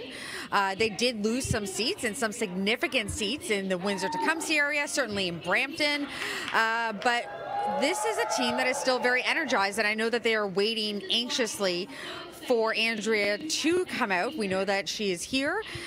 We know that they've had some losses in Hamilton, which have been particularly difficult for them. They lost Hamilton East Stony Creek, for example, and they lost that to Neil Lumsden. He is a CFL Hall of Famer. He's ran for the Tories, a very well-known name. The family name Lumsden is quite common, or very well-known at least, in Hamilton, with a lot of tie-cap players coming from that family. So he handily won that seat, stealing a big seat for the NDP, but the NDP was able to maintain for 29 seats, and here she comes, the NDP leader.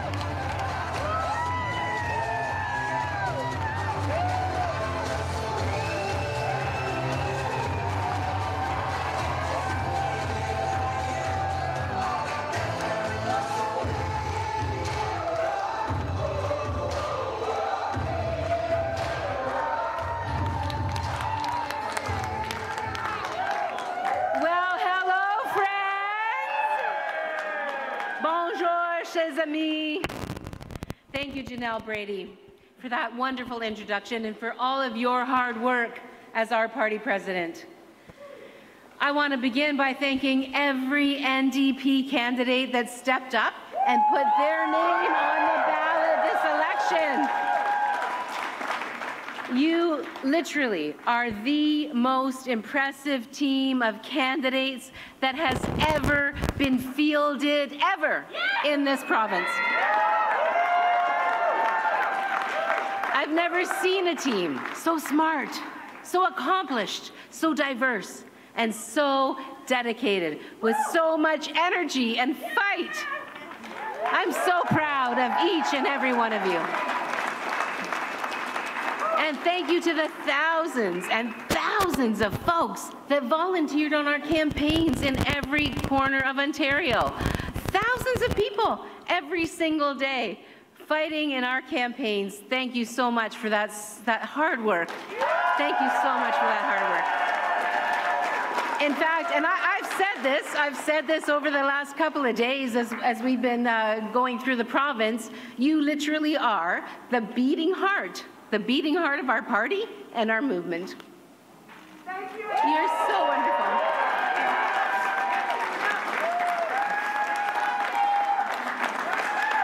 And to our awesome campaign staff, hello. Hello. On the ground and at our headquarters, what an amazing team. Let's give it up for them. Thank you. Thank you from the bottom of my heart. And you know what? My special thanks to the folks who voted for our amazing candidates. So many people voted for our amazing candidates for good reason, because they're amazing candidates. And so thank you, thank all of you for making your ballot, marking your ballot for hope, marking your ballot for optimism, marking your ballot for what we can do together.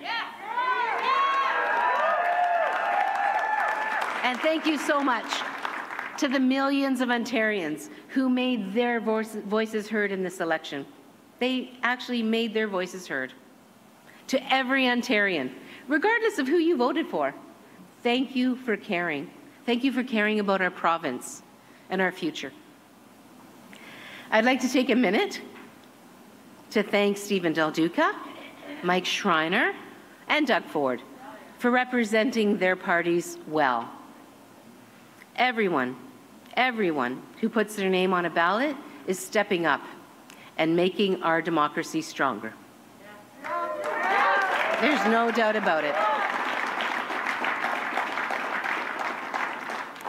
But you're probably not surprised to know that I could not be more proud of the vision that we put before Ontario,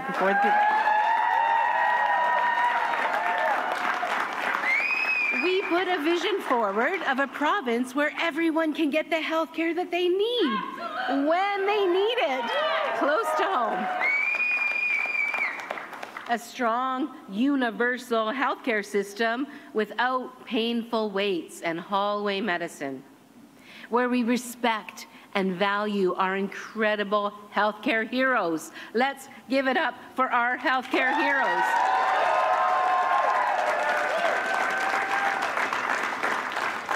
And not only where we respect them, but where we have their back, like they always have our backs. That's how much we have to respect our frontline healthcare workers. Where we have affordable dental care for every Ontarian, mental health and pharmacare into OHIP, seniors care that puts support and respect for our loved ones ahead of corporate profits. The top-notch public education our kids deserve in good schools with enough caring adults. A plan to tackle the crises in housing and affordability, get wages up and rents down. A new way forward where we respect and fulfill the treaties. Working shoulder to shoulder with Indigenous people to fix what's broken, from clean water to livable housing. Urgently tackling the climate crisis, urgently tackling the climate crisis. Doing our part to ensure that the next 7 generations have a healthy planet and a bright future, full of opportunity. And doing so much more to build a province without hate, bigotry, or discrimination of any kind.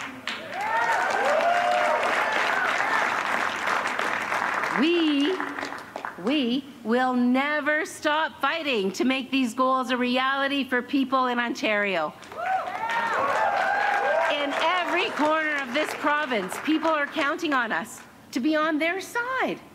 And I know, without a doubt, the team of New Democrats elected tonight will work hard every single day for you.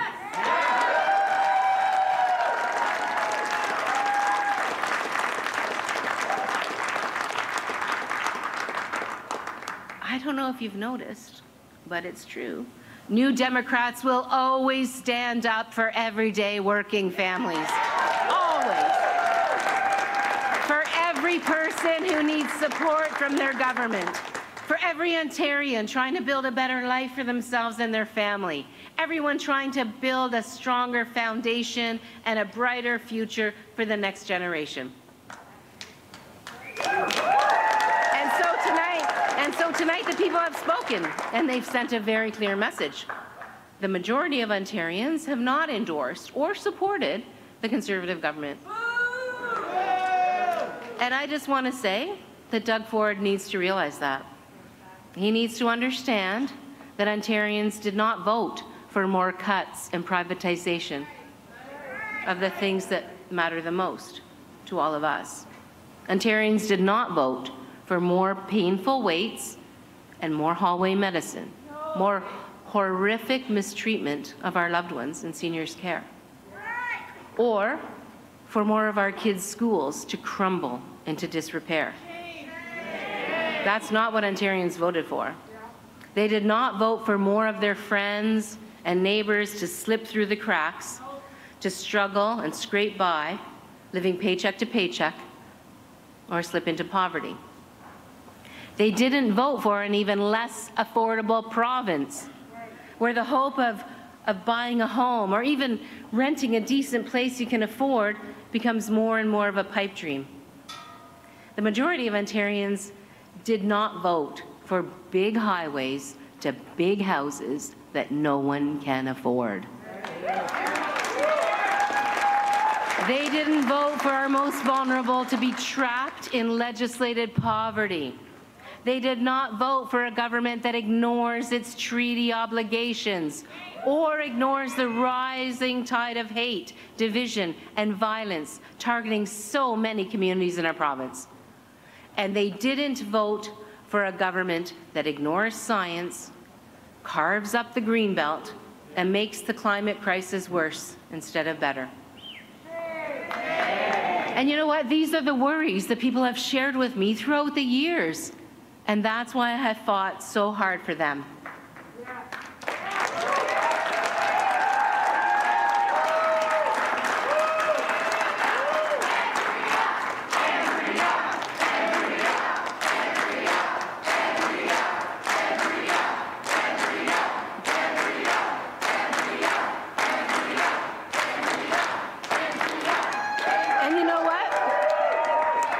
Respecting the voters means listening to all that they tell us. And this is something I want to remind Mr. Ford about, that respecting the voters is about listening to all of what they tell us.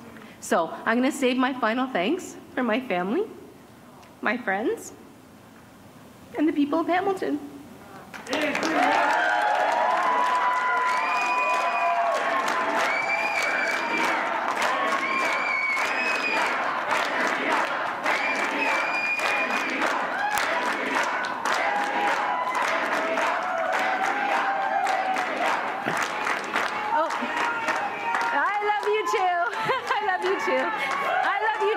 And my commitment to you is never going to waver. And I'm going to keep working to earn your confidence each and every day. I'm going to keep doing that. But tonight, it's time for me to pass the torch, to pass the baton, to hand off the leadership of the Ndp. And you know what? It makes me sad, but it makes me happy, because our team is so strong right now.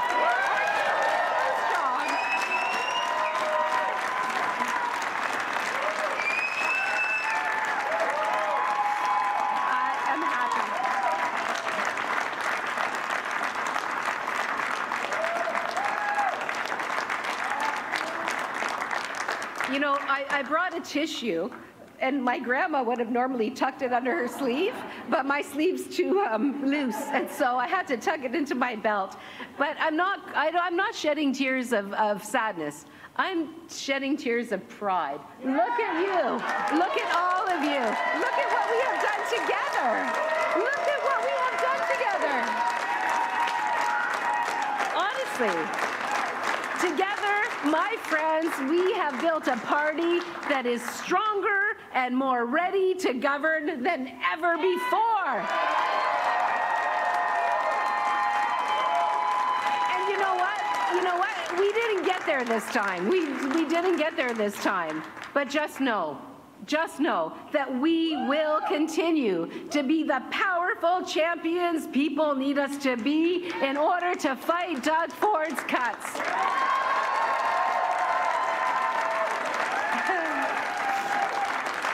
And you know what? We are once again going to be your official opposition.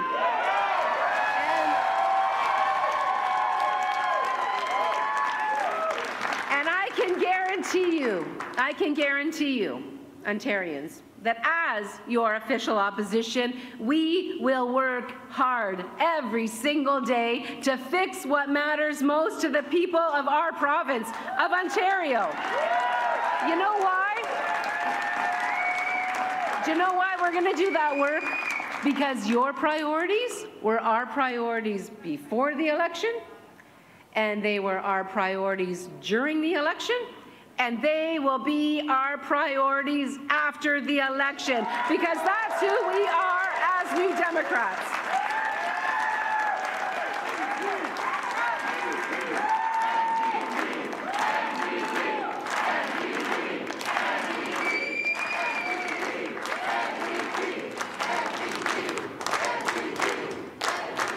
And so I want to end by guaranteeing every Ontarian that we will always, always be working for you. Thank you so much. Merci beaucoup. Miigwech Nyahweh.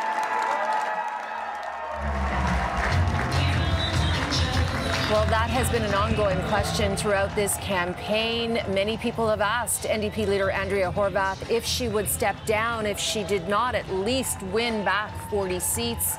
And indeed, just moments ago, a tearful Andrea Horwath announced she is stepping down as NDP leader. This is the 4th election campaign that she has run. Let's bring in Christina Howren, who is there in the crowd. Christina, not entirely unexpected. However, many thought she might wait a couple of days to make this announcement. Yeah, and I think that everybody that was here knew it was going to be happening tonight. As you saw, some key staff members, some supporters were coming in. They were already giving each other those hugs, knowing what words were about to be expressed. We saw some tears from staff and from fans just before she even came out. So it was pretty easy to see that the writing was on the wall. You know, Andrea did secure 29 seats. They are still the official opposition. But as you said earlier, this was her 4th kick at the can. You know, being a leader of any party is very difficult, but being the leader of a party that is perennially losing must be even that much more tolling.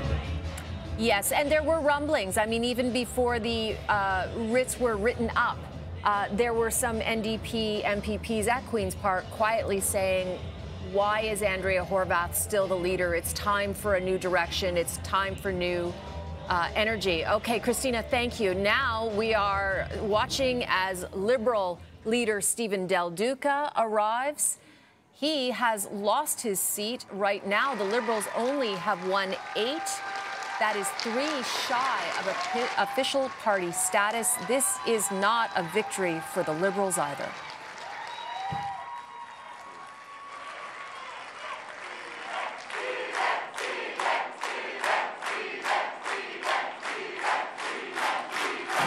Thank you.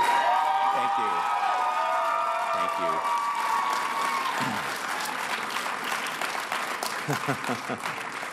Well, thank you so very much for that incredible welcome into this room. It is really wonderful for me to see all of you, so many in this room that I know have worked so hard through so many weeks, so many months, in some cases, friends and supporters who have worked side by side with me, with my family for many, many years. I want to thank Ontarians. You think about this for a moment, we are so very fortunate in Canada to have such a thriving and healthy democracy where every single vote counts. And whether this was your first election or your 40th, thank you for doing your civic duty. I also want to thank all of the candidates in every riding. You know, I've said this many times before, putting one's name on a ballot is not an easy decision. And going door to door, attending debates and events and working to explain your views, explain your vision to the people of Ontario is also very, very hard. And every single bit of it takes courage. I want to thank all of the candidates who stood for office in this election.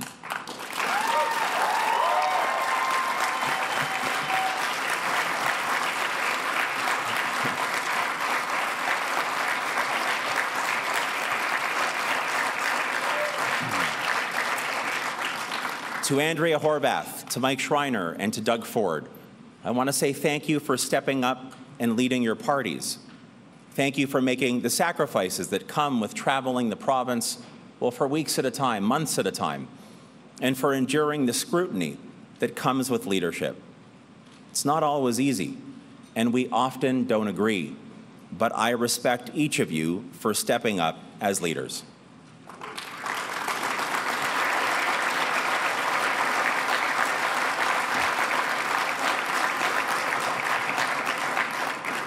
And I want to say thank you and congratulations to our Ontario Liberal team, to the women and men all over this province who chose to stand up and who chose to fight so hard.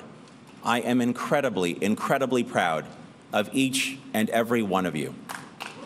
Yes, all of our candidates, every single candidate.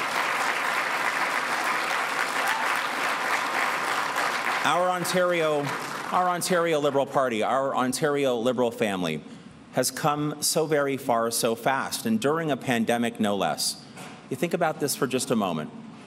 We had a diverse and inclusive roster of candidates, with, for the first time ever in our party's history, 50% of our candidates being female. Absolutely, absolutely. And so many of our candidates, so many of them determined, because as being younger candidates, so determined to help shape Ontario's future. Now, to be clear, this isn't the outcome that we had hoped for and worked hard for. And yes, it's true, I am disappointed to not have been successful here in my home community, my home riding of Vaughan Woodbridge. But I am very, very proud of all of our MPPs, both those caucus members who will be returning to the legislature and our newly elected MPPs. I'm proud of the innovative ideas that we as a team brought forward. Proud of every one of you who fundraised, knocked on doors, made those phone calls, put up signs, and today got out the vote. I want to thank our riding association presidents. I know many of you have heard me say this before. Many years ago, before I first became an MPP, I had the chance to serve as a riding association president. I had the chance to serve as a campus club president and to serve on multiple riding executives. And so, to the women and men who make up the rank and file, if I can put it that way, of our party, yes, our PLA presidents, including my own, Christina Cindric. Thank you so much, Christina.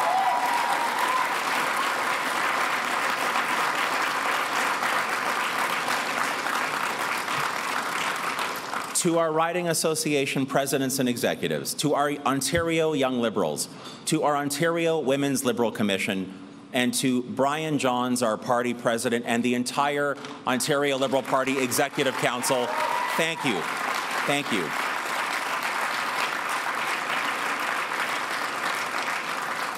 And I just want to say again, I have no doubt that the women and men that Ontario Liberals have elected to the legislature will do their part. In fact, will do more than their part to help grow a new and energetic progressive movement here in Ontario. It will, however, be a movement that will be led by a new leader. Earlier this evening, I informed our party president of my decision to step down from the leadership of our party, and I have asked him to meet with the executive to set a leadership contest for as soon as is reasonable. I am, again, so very proud of the work that we did. And here is something else that I know. Watching how we've grown stronger, watching how we've worked so hard to build this party over the last couple of years, I know that we as a political family and we as a political movement will be starting the next campaign from a much better place. In addition to the new MPPs that we've added, we've attracted, think about this, we've attracted tens of thousands of new volunteers and party members to take up the fight. And we anticipate that the party will be debt-free by the end of this year. By the end of this year.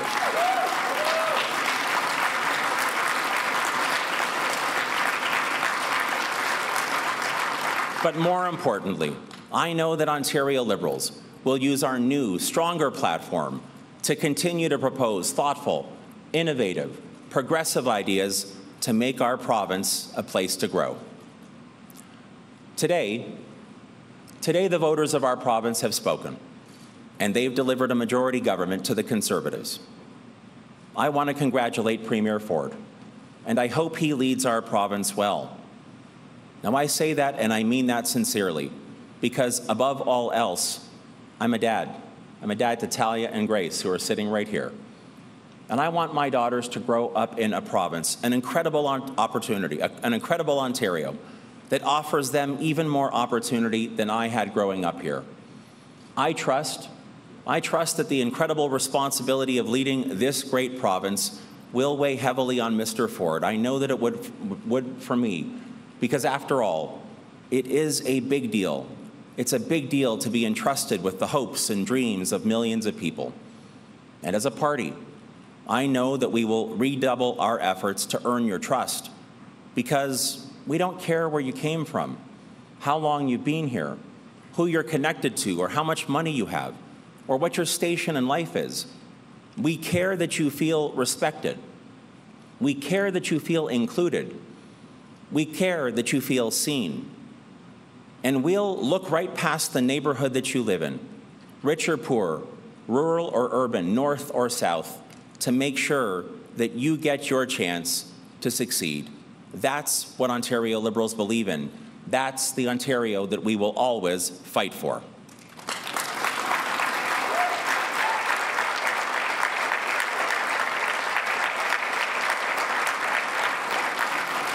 And you know that we will do this, because what's important to us is pretty simple.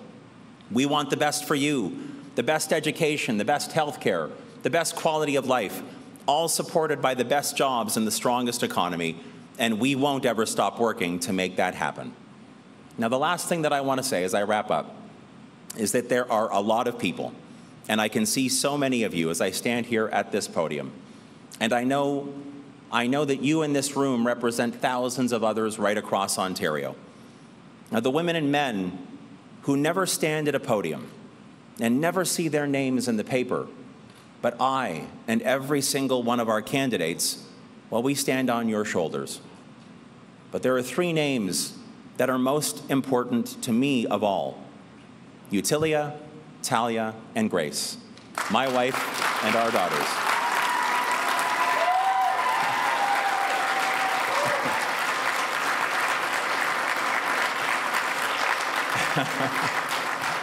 You should see the look on their faces right now. My wife and our two daughters, who I love so, so much, who've inspired me, who've motivated me and supported me every single step of the way. And I can confirm that we've already agreed that we'll be at Wonderland this Sunday, right, guys?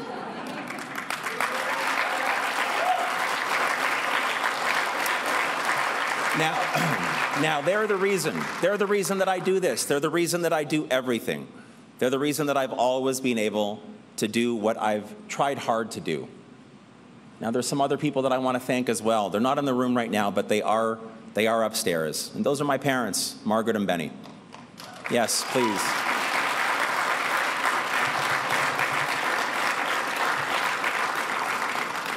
My mom and dad, I've said this so many times, they literally moved heaven and earth for me, and for my sister Lorraine, and for my brothers Mark and Michael.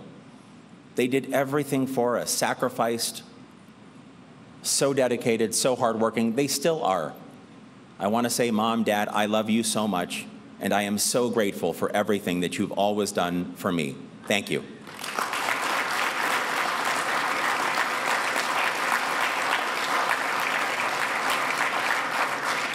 And I also want to thank a number of the people who've worked so hard. I'm looking out at an audience of people who I know have been knocking on doors here in Vaughan, Woodbridge, led by Andrew Donaghy, our local campaign manager. Andrew, thank you so much.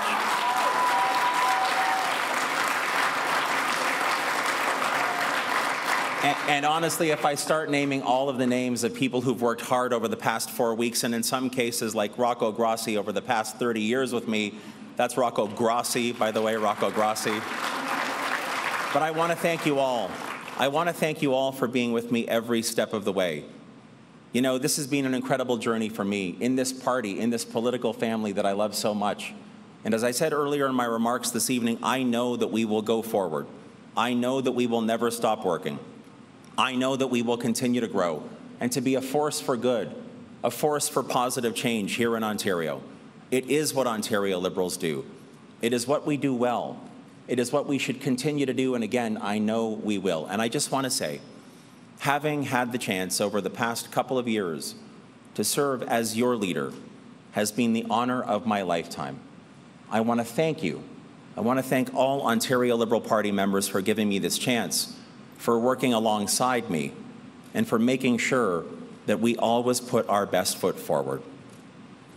So, thank you for this. Thank you for your incredible work. Thank you for always being there for me and for each other. And I look forward to doing whatever I can to continue to support our party and build an Ontario that is always a place to grow. Thank you so very much. Really appreciate it.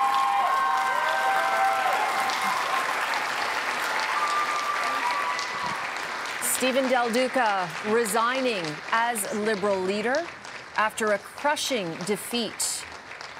At this point, the Liberals have only won 8 seats, just one more than when they were crushed in 2018. They need 12 for official party status. Let's bring in Melissa Duggan, who is in that somber crowd right now. Melissa. People are clapping. They're wishing him well as he exits the room. But let's just talk about what we've just seen here. Ontario's political landscape, a major shakeup. We just saw 2 party leaders step down in a row. The latest one, Liberal Party leader Stephen Dalduca, his party held to single digits after 2 elections in a row. Dalduca losing his election in his riding, Vaughan Woodbridge, 2 elections in a row, and he will not be standing for a 3rd one. Oh, I'm just watching him leave. There was just a rush in the room to follow Dalduca as he leaves the building. So Dalduca has left the building, it appears. Yes, Cynthia. Melissa, just the other day, Stephen Dalduca insisted that he would stay on even if he wasn't able to win his riding. But not only did he not win his riding, he didn't win official party status. And it is a crushing blow for him. I guess the question now is what happens to the Liberal Party? I mean, they are reduced to 8 seats. Who's in the running? I mean, the only winner tonight is Doug Ford, because now he has no leader other than Mike Schreiner, who's a party of 1 at this point. He has no leader to oppose him. Yeah, what a resounding win for him, and no fierce opposition, no clear leadership in the opposition for him to face off against. So we are going to be waking up tomorrow to a very different political reality in Ontario. So much uncertainty. What are we going to see from the left to be able to form some sort of strong opposition to Ford going forward? It's really remarkable what we've seen go down tonight, and I got to say too, not a big surprise in terms of the results, but definitely a surprise in hearing Horwath and Dalduca announce on stage after they thank their supporters and that whole jazz. But both of them not leaving tonight with that mystery, that question mark over what's going to happen next. We know now that they will not be leading their respective parties. Okay, Melissa, thank you. We will check in with you again. Now, if you look down at the bottom of your screen, you'll see a category we did not expect. Other. Yep, 1 independent MPP has been elected, to the surprise of a lot of people. Let's head over to Erica now with that story. Erica. Yeah, Cynthia, I just wanted to explain that quickly. That's in Heldsman, Norfolk, where independent Bobby Ann Brady has won that riding. Just to clarify what happened here, the incumbent Conservative did not run. Bobby Ann Brady was a former executive assistant to that incumbent. She ran as an independent, and she's won that riding. So that's where that 1 seat going to other comes from. I want to go now to the battle for the Lakeshore, which is something that the Conservatives were hoping to hold on to. They swept it last time around. And this time around, it looks like they've done it again. So Etobicoke Lakeshore here, the PCs have won that riding. Let's cycle through it quickly because I know that there's a lot to cover here. Mississauga Lakeshore, again, Rudy Cusetto has won that riding for the PCs. Moving along to Oakville. Here we go again, the PCs, Stephen Crawford, he has won that riding. And then finally in Burlington, there it is. Natalie Pierre elected with quite a wide margin there. So there it is. Sending it back to you, Sin. All right. Well, panel, let's weigh in. We have a lot to discuss here. We'll start with you. Liberal leader Stephen Dalduca, Michael, has just stepped down. You ran against him for the leadership. Are you surprised he did that this evening? I was a bit surprised, but, you know, Stephen is, I've always said this, you know, he always does the right thing. He's a gentleman, he's honorable, and it was the right thing for him to do. Now what? Now what, we though? do what liberals do best. We, you know, we rebuild, we rethink, reorganize. We still But you just did that 4 years ago. And well, it seems you like know, you're starting from scratch yet again 4 years later. Absolutely. We're starting from scratch. But, you know, make no mistake, we've got some incumbents that have made it back. Lucille, Stephen, Blais, John. You know, we've got some good liberals out there, Mitzi Hunter, that have experience, and they will hold Doug Ford accountable. If I was in the legislature with them, and I know what they're capable of. These are experienced politicians. So you have four or five new members. You know, in my riding, Adil Shamji is the new member. He's an emergency room doctor. This guy believes in what he's doing. Okay. You're going to have a new generation of leadership. We'll talk again in a moment. Matthew, the NDP, they are also without a leader.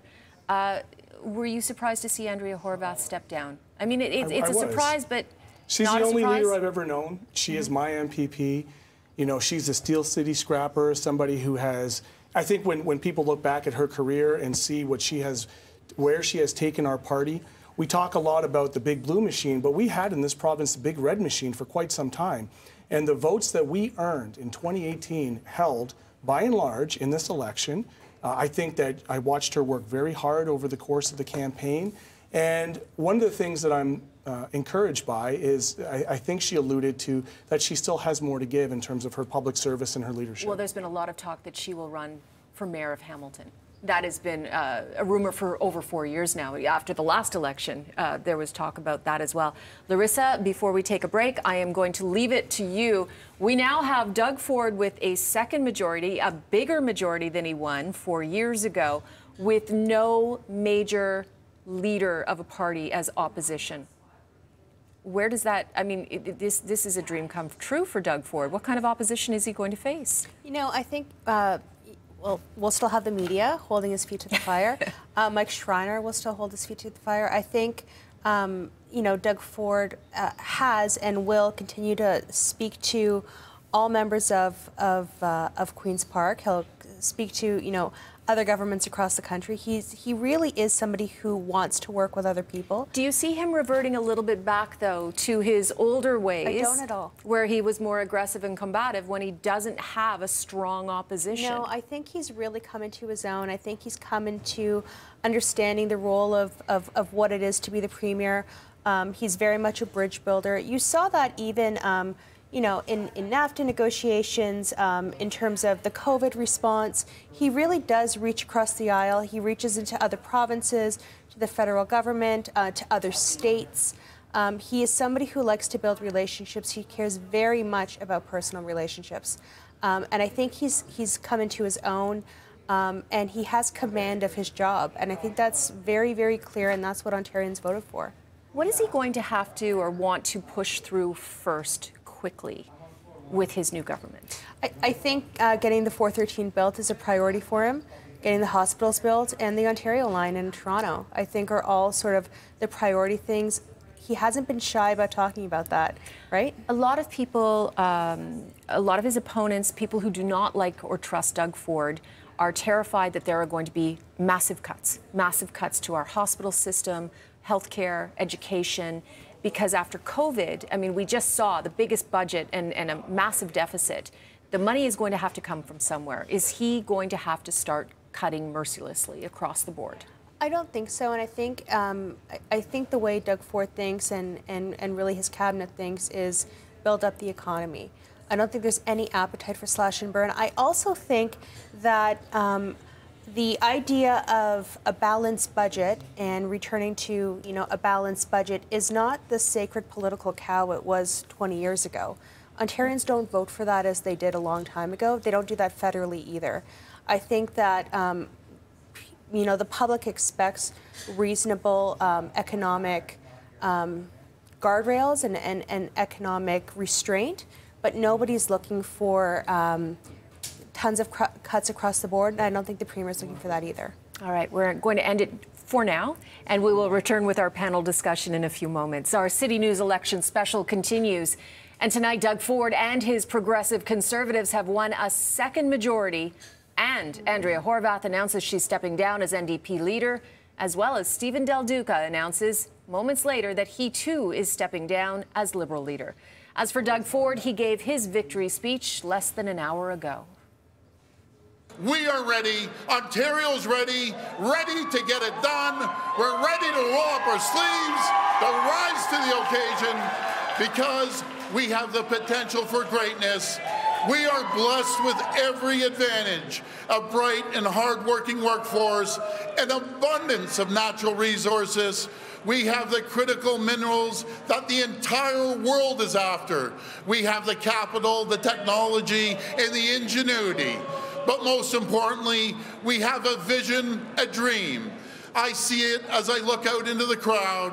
I see it in your faces. I see hope. I see optimism.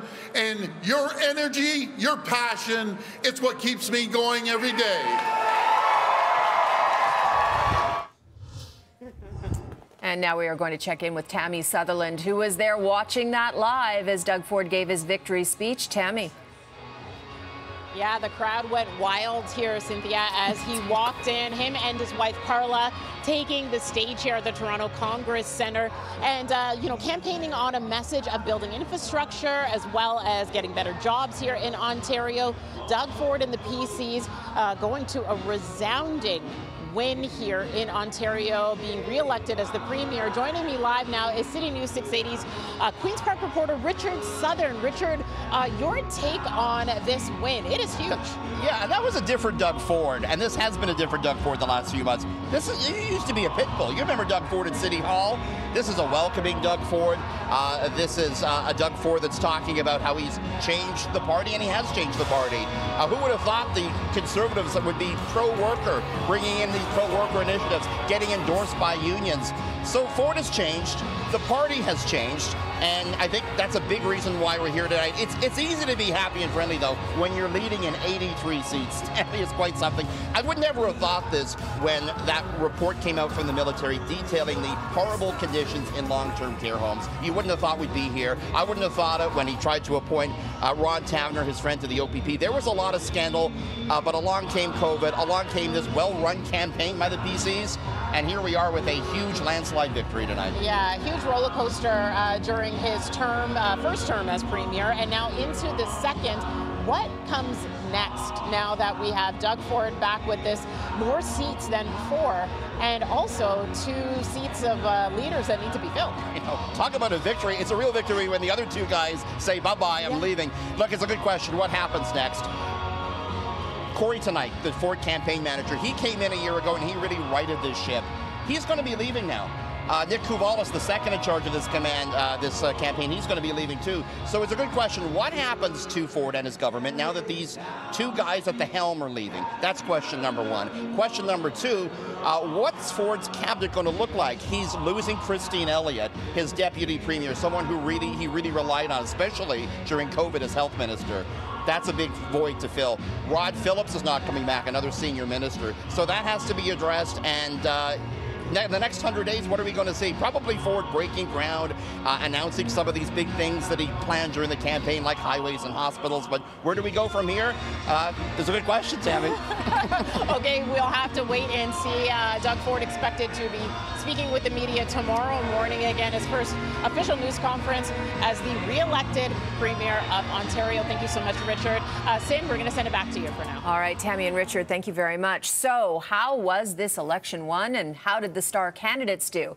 Erica Natividad has been watching that for us. Erica, let's hear about some of these key races. Yeah, Cynthia, I'm going to run you through some of the big wins of tonight, but let's just look at where we're standing right now. The Ontario PCs, 83 seats. They won 76 in the last election, so they've gained some ground here. NDP with 31 seats, Liberals with just 8 seats, and of course Mike Schreiner won his riding, so Green Party with that 1 seat. We're going to start with the riding that everybody was watching tonight. That is Vaughan Woodbridge, where Stephen Dalduca, Liberal leader, was running. He lost that riding to the PCs, Michael Tobolo winning that riding, the incumbent. We're going to move over to Brampton now, where the PCs have basically swept Brampton, including Brampton Centre. And Singh for the NDP has, the deputy leader of the NDP, has lost that riding to the PCs. The PCs also sweeping Mississauga, including Mississauga Lakeshore. Rudy Cusetto has won that riding. Now we're going to move over to another star candidate, Michael Ford. He has won the riding of York Southwestern. That has never been held by a Conservative, and now Michael Ford has it. Of course, Michael Ford, the nephew of Doug Ford. Hamilton East, Stony Creek, Neil Lumsden, star candidate again. He has won this riding. He is a Canadian Football Hall of Famer, so that's where that went.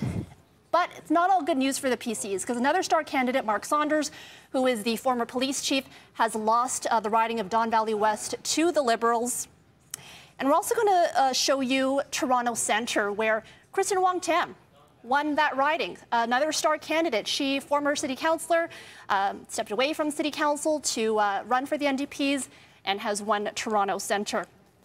Interesting one I want to end off with is Haldimand Norfolk, because at the bottom of your screen you'll see one going to other.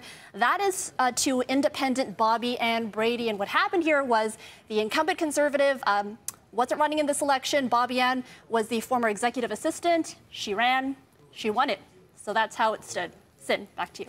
All right, Erica, thank you. Larissa, you were even shocked when you realized that Bobby Ann, who won as the independent, wasn't actually running under your banner, under the PC banner. I missed it. I missed that news story, and her signs were blue. And I followed Toby Barrett on social media, and I assumed she was running for us. I've known Bobby Ann a long time.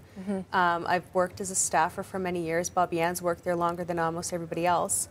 Fascinating. So why wouldn't she have gotten the nomination? You know, I don't know the story there. That's why I'm actually surprised by that. Is it possible that the Ford government will bring her into the fold? You know, again, I don't know. The government doesn't need the numbers. It's a very, very comfortable majority. I think, you know, there's a lot of personal relationships there. Bobby Ann was a staff for a very, very long time. And ideologically, I think she's probably comfortable in a Conservative tent. I'm interested to see what will happen there. That's traditionally Conservative riding. But well, good for Bobby Ann. Let's talk about the political landscape now in Ontario at Queen's Park. Matthew, I'll start with you. Sure. What do you think this means for the next 4 years and Doug Ford's government? I mean, does he have carte blanche? Well, I used to say that, or I used to think that people got the governments they deserve, but I think that actually is not the case right now. People on ODSP, they don't deserve a Doug Ford government. People who are fighting for affordability and housing workers and working class people, they don't deserve a Doug Ford government. And I think it's a sober night for a lot of people who are looking to hopefully see a lifeline thrown to them after a very difficult time. I think that you're going to see increased frustrations, generally speaking, across the province. And you know, I think that all parties have a little bit of soul searching to do. I think, you know, Doug Ford is going to find whatever his soul is going to be in this new incarnation, but certainly the other parties do as well. You know, we reflect on where we are as a party, and we see that our support held, but we didn't break through, right? So there's going to be some work to be done, and we're going to have to provide a compelling alternative for the economy and for the future of Ontario in order to get people to believe in us, to hopefully put their support, you know, where I think it belongs in the next cycle. You know, in 2018, I often thought Doug Ford didn't necessarily win. The Liberals lost. And it was a backlash against the Liberals that propelled Doug Ford into Queen's Park. You cannot say that now. No. So what happened, Michael? I think it's, when you ask folks out there, what does it mean to be a Liberal today provincially, there's no clear answer. If you ask someone, what does it mean to be a Conservative, it's like, you know, less government, less taxes, you know, get tough on crime. It's a very simple equation. I think as Liberals, we need to redefine what it means and bring that back to the people of Ontario over the next few years. And I think we've got a lot of work to do. And You know, we'll have to. What kind of timeline? And, you know, I did wonder if Ontarians were ready to let the Liberals out of the doghouse, if 4 years in the penalty box was long enough. Do you think it's going to take another 4 years? However, most pollsters thought the Liberals would have done better than 8 seats. Yeah, you know, they've done abysmally this time round again. I think everyone would agree that the numbers were not good. I expected a much higher number. At least party status. At least party status. We have, what can I say? We have a lot of work to do. There were some ridings where we came close, a few ridings that were very close. We just need to keep building, and we need to bring people into the fold, and the values have to be reflective of where Canadians are, where Ontarians are. That's the job we're going to have to do over the next 4 years. Larissa, what does Doug Ford have to do over the next 4 years?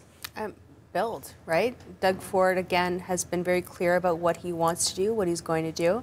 I think what he needs... But what about, if I can interrupt, because we did speak about building a few minutes ago, what about people on ODSP? He was promising the lowest increase of all the parties, 5%, when people, for example, a single person on ODSP with disabilities makes $1,169 a year. And if they get a job, a part-time job, it's clawed back by 50% if they make over $200. Like, what about these people? Because is Doug Ford really helping the vulnerable, the families of children with autism?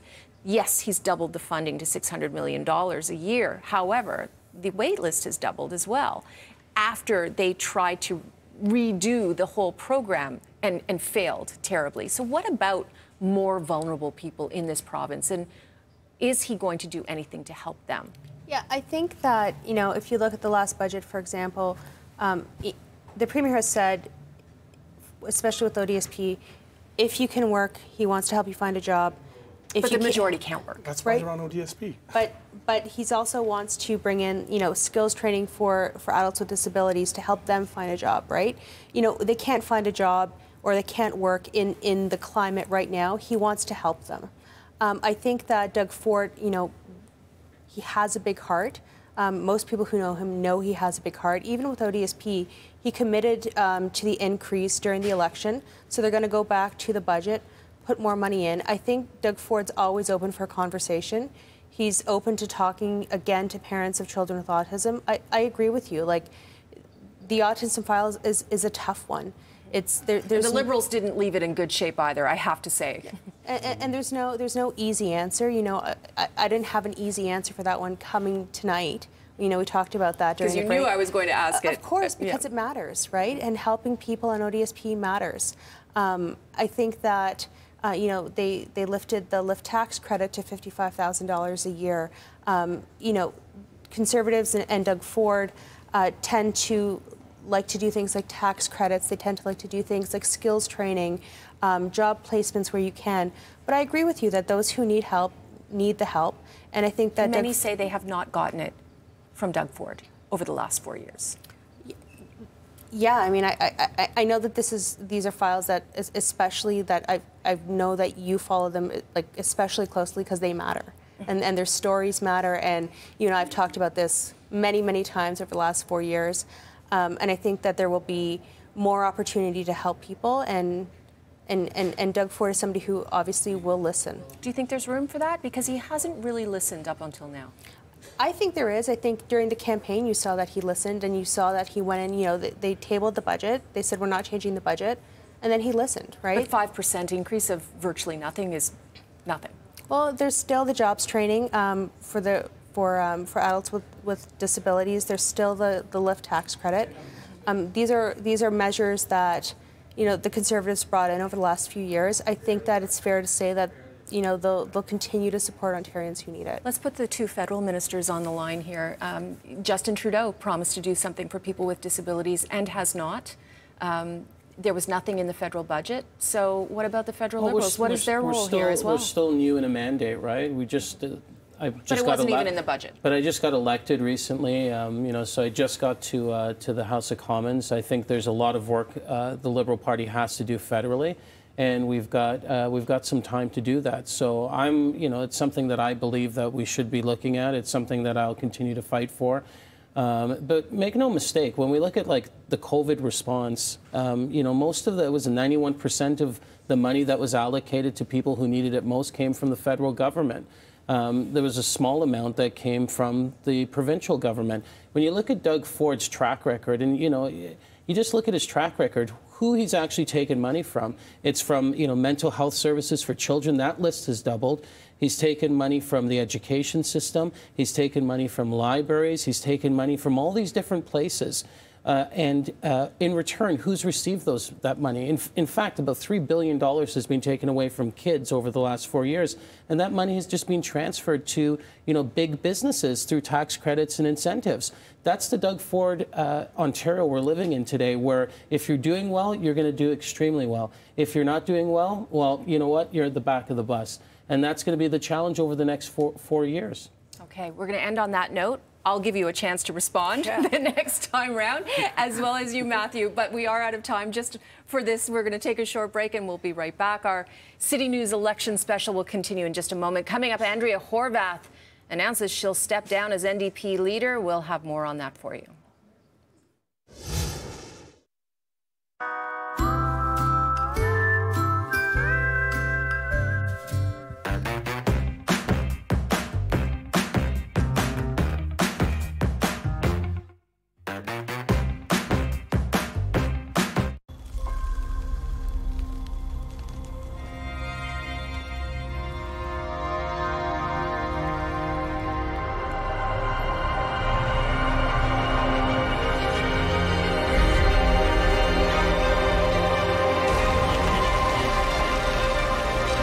Captivated by our brightest self-lit OLED.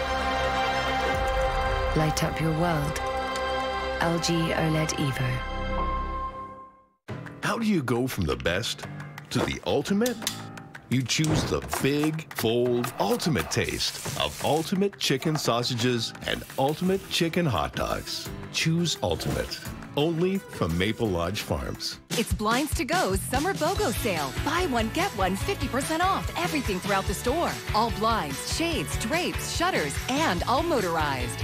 This summer, get inspired only at Blinds to Go. We make it easy. Rogers offers the best internet in the country. Period. Case closed. Get our most reliable and fastest fiber-powered internet only with Rogers.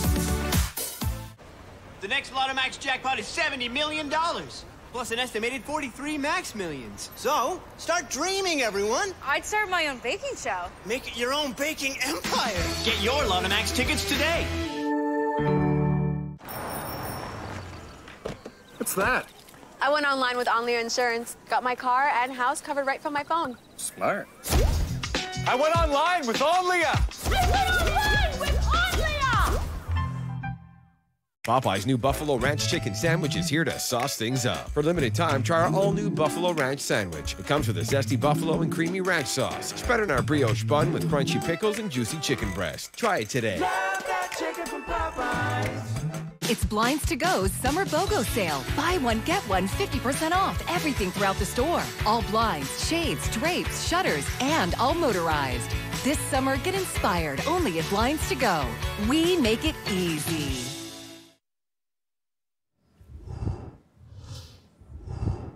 A stunning night in Ontario politics as Doug Ford wins re-election with a second majority, a bigger one than he won in 2018. And with his victory, Ndp leader Andrea Horwath announcing she is stepping down as party leader.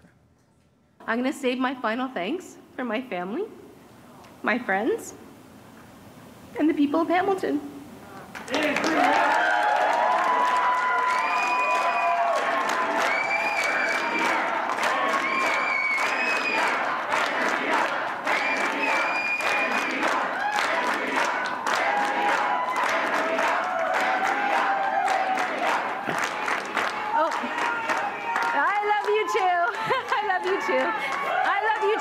And my commitment to you is never going to waver. And I'm going to keep working to earn your confidence each and every day. I'm going to keep doing that. But tonight, it's time for me to pass the torch, to pass the baton to hand off the leadership of the Ndp. And you know what? It makes me sad, but it makes me happy because our team is so strong right now. A teary Andrea Horwath. Now, Christina Howard has been at the Ndp headquarters all evening. Christina, you know, it was a rather sleepy election. There wasn't a lot of ups and downs. The polling barely budged throughout. And now tonight we have not one but two bombshells with Stephen Dalduca and Andrea Horwath stepping down. Yeah, and I think that a lot of people, Cynthia, saw the writing on the wall in this situation. There was already talk a couple of weeks ago about will Andrea stay on if they are unable to maintain the official opposition status, or if they lose seats, or even if they do. So I feel like there was a lot of sense that it was coming, but still the room tonight was quite filled with sadness. You saw that Andrea Horwath saying that she was stepping down as leader. She was doing it with tears in her eyes. It was a very difficult speech for her to have to deliver. And I'm actually here with Jared Walker, who is the digital director of digital strategy for the Ndp, but also the chief speechwriter. So did you actually write this speech? Yeah, well, we wrote it together. So she put her soul into it, and you saw that on the stage tonight. I mean, I think regardless of the outcome, what we can say for sure is that Andrea has taken this party from 7 seats, no party status, in debt to the progressive option in Ontario. And she deserves her flowers for that.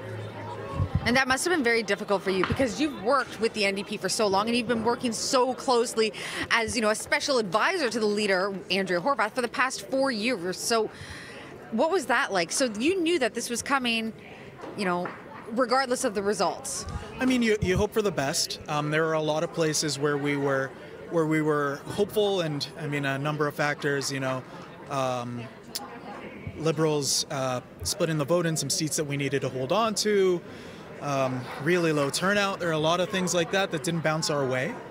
And it's tough, but it's like the reason that it's tough though, it's not about us. And I mean, Andrea said that. It's like thinking about all of the people that are going to have a really difficult time the next 4 years. People who needed relief, who needed a government that was going to invest in hospitals coming out of the pandemic, that needed a government that was going to invest in schools instead of letting them fall to pieces. People living on ODSP in poverty that needed a government that was going to step up for them, and so I think like that's where the real sadness is. Like that's and so we're going to do our best to do what we've done for the last 4 years and hold these guys' feet to the fire every single day. And you're already going to be looking for an interim leader just within the next couple of days. Yeah. So basically, the way that works is that the party will bring together a council, and they'll choose an interim leader. So that should be happening pretty shortly, and then we'll go from there. You still have a fairly strong bench of MPPs that have a lot of experience. It's not going to be all rookies like we saw a lot of from the last election. So is there anybody that you can think that might be willing to step into that place? I know I'm putting you on the spot here, Jared. I don't want to speculate. There's a really great team. We've got a lot of fantastic choices. And like I said earlier, I think the future for the party is bright. And so our job for the next 4 years is to hold Doug Ford and his Tories to account, and to do our level best to hold back the damage that he's going to do to Ontario. Thank you so much, Jared. And you did run a good campaign, but it was, as Cynthia has mentioned earlier, a very quiet campaign. Nobody really inspired, including Ford, talked to a lot of voters. And this was just an election that was really, at the end of the day, about nothing, and really, essentially, maintain the status quo. Just we're starting tomorrow with 2 fewer leaders that we're familiar with, at least. Well, you know, the big question now, Christina, is when will there be a leadership convention for the Ndp, and who are the potential candidates for the job? Are they ones that are existing that were re-elected, or are we going to see a big pool come from outside?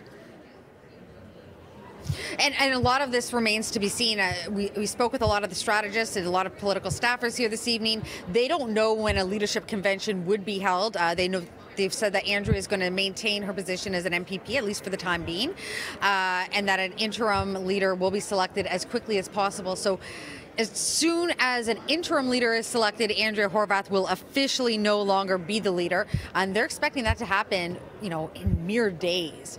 So from there, then they could start the process of being one of many parties that are going to be looking for a new leader. Absolutely. All right, Christina, thank you very much. Well, not one but two opposition party leaders have stepped down in the wake of Doug Ford's win, and it's prompting some big reaction online. Our Faiza Amin is tracking that conversation tonight. Faiza. Cynthia, what a night, right? I know that you've been saying that, okay, these conversations and questions have been asked from both or to both party leaders of what would be happening afterwards, but both of them stepping down back to back, just moments apart. Okay, so we took to our social media. We asked folks what they thought about it. First, Andrea Horwath stepping down. Elizabeth saying, to be honest, I think she is the reason more people did not vote NDP. I don't care much for her, but looked past that and voted NDP anyways, trying to focus on what the party itself stands for. So that's one reaction. We're going to take you to another one. Just a simple meme. Thank you, Jesus, is what this Twitter user said. Then moments later, we saw Stephen Dalduca stepping down. This Twitter user saying, the right move, but too late. He should have never been the face of the party. Dude didn't even win his own seat in 2018. Who thought that was a good idea? Yikes. Okay, so some criticism there. Another user saying, if the Liberal and NDP leaders had worked together to defeat Ford, they might both still be leading their parties. Okay, another tweet. And then we also asked a question to Twitter users, non-scientific poll. Did you vote for a different party this election? Why or why not? So over 450 votes coming in. Majority of people said they did not. That's 61%. So a little over 38% said that they did vote for a different party this election. Some responses, this person, Courtney, saying strategic would have been a wasted vote otherwise. Samira is saying, for the first time in my life, I voted NDP because I really believed in his passion for writing. Disappointed he didn't win his seat. So probably referring to the candidate there. So just a couple of the responses that we've been getting, Cynthia, but yikes. Probably expecting some more reaction to this news tomorrow, and a lot of the questions that you already brought up too. What next? What next indeed. Faiza, thank you very much. Well, a familiar face to Torontonians, former Police Chief Mark Saunders was seeking an election bid tonight in Don Valley West. It did not go the way he was hoping. We'll bring in Mark McAllister now with more on that race. Mark. Yes, this is the one riding where the Conservatives were hoping that they might be able to get a star candidate through and add to that total that we've seen tonight. Unfortunately, it didn't go that way for them in Don Valley West. Mark Saunders, the former Toronto Police Chief, of course, was thought that he might be able to get through and switch this riding over from Liberal after 19 years at the helm of Kathleen Wynne, of course, the former Premier. Mark Saunders conceded a little earlier tonight. We had the chance to ask him about his experience compared to being Toronto Police Chief. Yeah, it's a little bit of a different experience. I mean, there is more humbleness to it at the end of the day because you're listening to issues and concerns that can be, you know, micro to some people, but to that person, it's massive. So, you know, learning about that and learning what really are some of the issues and concerns that people have, it's an eye-opener. And so that's the part where I say that I learned a lot about this. You were considered a star candidate. Can you point to anything in particular that may not have gone right for you? No, nothing. I'm not going to say anything went wrong, you know, and yeah, sure, I'm a star candidate. But, you know, at the end of the day, again, these things are based on the voters and the ridings and what they want and what's best for Don Valley West. Stephanie fought a hard fight. We all fought a hard fight. And at the end of the day, there's one winner, and Stephanie won, and she did a good job. As you can see, the gathering for Mark Saunders is pretty much empty at this point. Most people have left soon after Mark Saunders had a chance to speak. When we were speaking with him, we asked him about his future at this point. Spent a lot of time with the Toronto Police Force, made that foray into politics for a very short time as a candidate. He said, never say never when it comes to potentially going this route again. Cynthia, back to you. All right, Mark, thanks very much. All right, let's bring in our panel now. I have some numbers for you. This is on the popular vote so far. The PCs, of all the votes, received 40.9% or 1.8 million. NDP, 23.8% or 1 million. And the Liberals, 23.7%, just a scoot lower at 1 million. Greens, 5.7%, 254,000. So the NDP and the Liberals were virtually tied, and if you combine them, they actually outnumber the votes that Doug Ford received. Does this surprise you in any way? I'm assuming not. Larissa. You're asking me? I'll start with you. It doesn't surprise me. You know, when the way Ontario's electoral system works, 40% means a majority. I'm somebody who likes to have a direct representative representing my voice. And I know all the arguments for different electoral systems, but I like electing one person to represent me, knowing that the person that represents me might not align with me politically, but that person represents my voice. That's how I like to, that's how I think democracy works really, really well. But I understand that there are different electoral systems around the world that work differently. But I think that there's a reason that you haven't seen massive electoral reform in Canada at the provincial or federal level, because party lists and proportional representation don't always work well. Okay. You know, we knew this was coming, though. We knew that the progressive vote would split and Doug Ford would easily go up the middle. We assumed, you know, this wasn't a change election. Often in change elections, you'll see a progressive vote or a left vote coalesce around either Stephen Dalduca or Andrea Horwath. That didn't happen this time because this wasn't a change election. I think if it was, you would have seen that happen, but we didn't. Right. And, you know, in fairness, I mean, it's the Liberals may have had, you know, just a scoot less votes than the NDP, but their vote concentration is in a smaller number of ridings. Yeah, I take no joy in the fact that we happen to have better voter efficiency within our ridings. And what's represented here, clearly it's not representative of the will of Ontario. We need proportional representation. We need a system that reflects the will of the province. And I think what we're not talking about, when people hear that, you know, Doug Ford took 40+% of the vote, what we're not talking about is how many people didn't vote at all. And that's the problem. That's the democratic deficit we have, not just in this province, but in this country. And the problem we have is that whether it's Liberals or Conservatives, the reason why we don't see change is because it serves those who are in power. And sure, why are they going to change a system that keeps electing them? Well, you know, I think we're at a point in time where there needs to be parties and political leaders who are willing to really fight for proportional representation and take whatever tactical and strategic approaches to get us to that place. Otherwise, we're going to see ourselves, we could potentially see ourselves right back here in the next 4 years. Not that Doug Ford's going to change the system, but, you know, whether it's federally or whether it's coming from the public on up, I think we need to have better informed voters. We need to have scenarios where people feel like their vote matters, because the vast majority of people in this province are disenfranchised from this system. What's interesting about those numbers, Doug Ford had 2.2 million voters in the last election, 2018, so he's dropped to 1.7.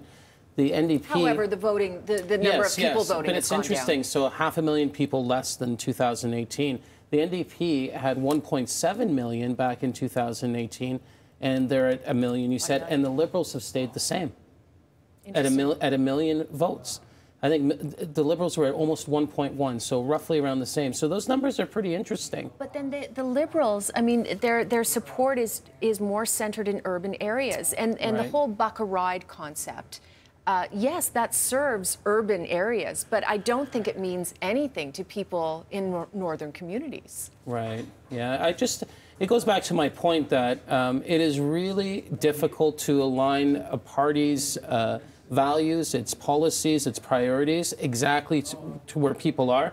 You know, we saw so much changes in the last 2 years. We went from a pandemic to, like, you know, now we're going through this whole piece around affordability, interest rates going up. It's just the landscape keeps changing. It's hard for a political party to capture it. I think Doug Ford's message. Well, I think Doug Ford's message was a very simple message that spoke, you know, specifically to that 49%, that 1.7 million voters. they understood it. And I think that was an important, strategic move on the Conservative side. I think that when you talk about a shifting landscape, we went from COVID to now affordability. I think that people voted for the leader, right? And when you look at Doug Ford, Ontarians trusted him. They think he's a good leader. They don't expect perfection in their leaders anymore. You see that, across the world, actually, that people relate more to the politicians that says, I don't know, or, oh my God, I screwed up, let me fix it. Doug Ford is that politician. I think he really resonated that leadership and sort of an idea of taking care of the people of Ontario, because the issues change, right? And you go from COVID and scary unknowns to, okay, we know a little more, and now we're, coming out of COVID slowly right into what you said, the affordability crisis. You need somebody whose skill set is transferable on all those matters. You also need someone who has core values that align with Ontario values. Back to my original point, Doug Ford's biggest cuts were towards children and the most vulnerable, and at a time when people need the most help. So I think people are going to wake up to the approach Doug Ford takes. He's there for a small group of people that are doing well, the middle class and the upper middle class. I really think at the end of the day, 4 years from now, it's going to be about values and aligning a political party with the values of Ontarians. It is easy. I'm going to have to just pause just for a moment, only because we have to take a break, and I'm so sorry. I will only add one comment. Ontario tends to give a leader a second chance. I mean, other than Bob Rae in recent memory, every premier gets elected a second time round. I think that's also working in his favor. One moment, though, we'll hold that thought. Don't go anywhere. Our election special continues in just a moment. Coming up, Stephen Dalduca announces he'll step down as Liberal leader. We'll dive into that. Kathleen wins.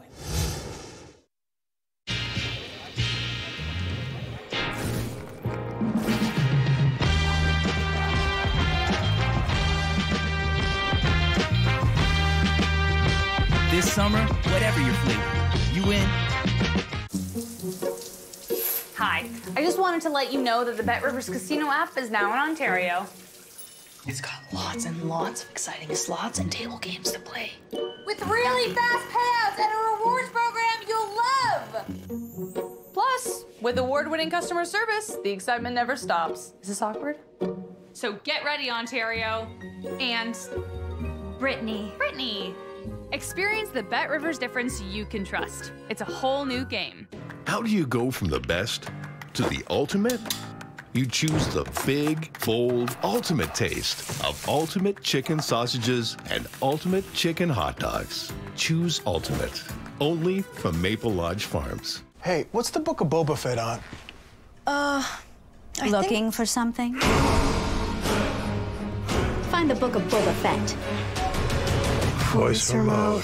Get the ultimate entertainment experience, only with Rogers.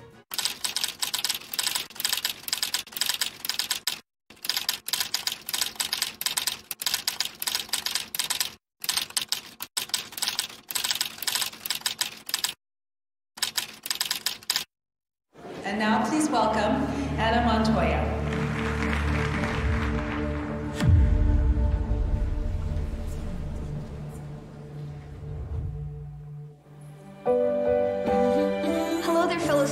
It's Alexanian's 97th anniversary, and we're celebrating with special savings chain-wide. Now's a great time to refresh your home with fantastic savings. Plus, do not pay for one full year. Visit one of Alexanian's 20 locations or alexanian.com. It isn't the heavy trays that make the job difficult, or the fast pace you need to keep up. It's not working another double because someone called in sick. What makes the job tough is the moment you realize a customer has had enough and you have to make that decision not to overserve. Refusing service isn't personal, it's the law. We know it's not easy, but we're counting on you to keep us all safe. Thank you, servers, for doing the tough job.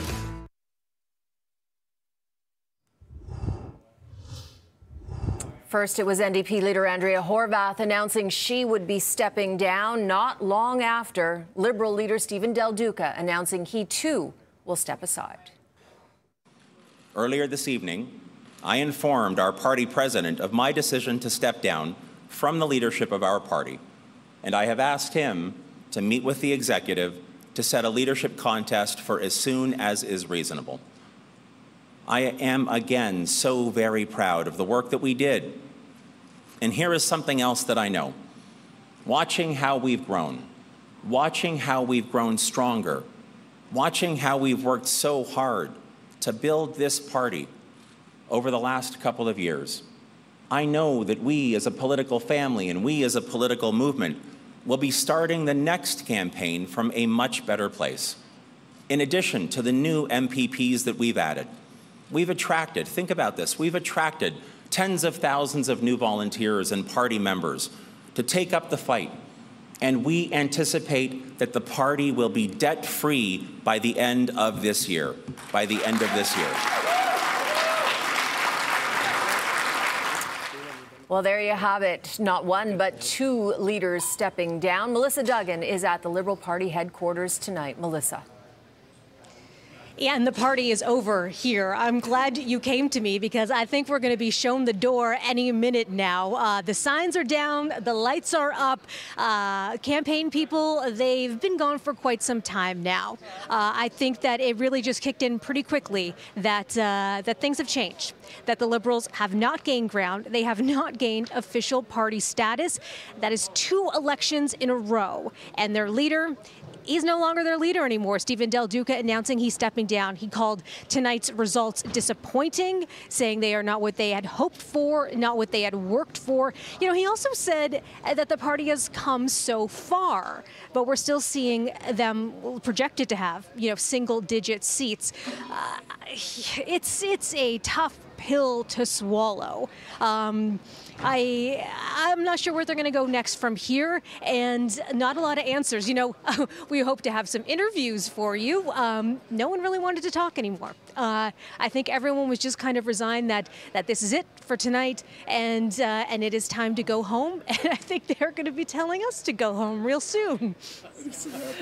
Thanks, Melissa. I've been there many times. There's nothing worse than being the last reporter in the room and they want to close the door. So thank you for sticking it out for us. Yeah. Thank you so much. Thanks, Sid. All right. One last chat with our panel. I think it's our last chat of the evening. Larissa, progressive conservatives are celebrating this evening. I think we're feeling pretty good tonight. It's one thing to be up in the polls. It's another, and I'll say this about every campaign for every party, it's another to run the local campaign and then to really, grind it out, pull every vote on your GOTV, your get out the vote effort. This wasn't an election that people paid attention to. Mm-hmm. And so I'll give credit to every single party, to every party volunteer for sticking it out, convincing and letting their constituents know, 1, there is an election, 2, about their candidate, and then convincing people to come vote. Everybody had to work hard on that. Obviously, the PCs benefited the most from the momentum from our leader. But is it also that people didn't want change? They're exhausted after COVID. They're just fed up. They want to put COVID behind. And they have collective amnesia about the first 2 years of Doug Ford's government because it feels like a million years ago. And I was even told that internal PC polling showed they didn't need to worry about that people weren't interested in talking about Doug Ford's first 2 years of office. It seems like all the stars aligned. I think in general, people have short memories in politics. I think it's absolutely true with Doug Ford in this election.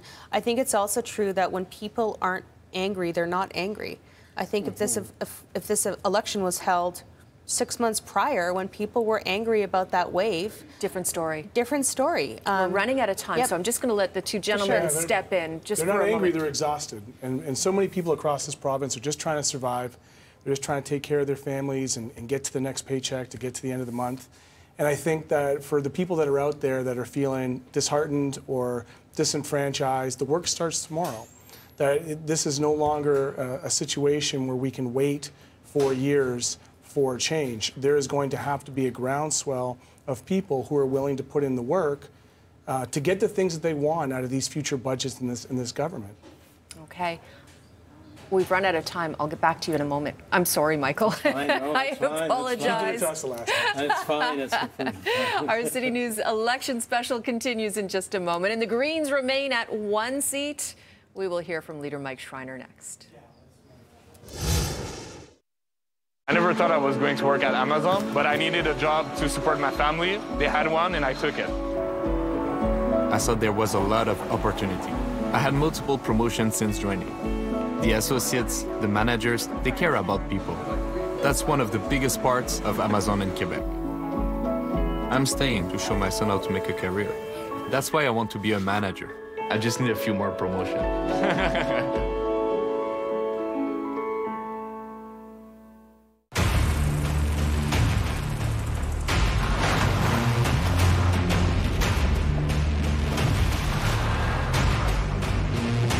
Weekend Warriors, meet your match.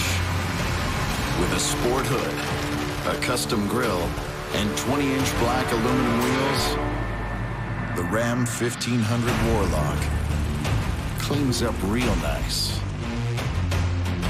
Looking for something? Find Top Chef. Hello, chef.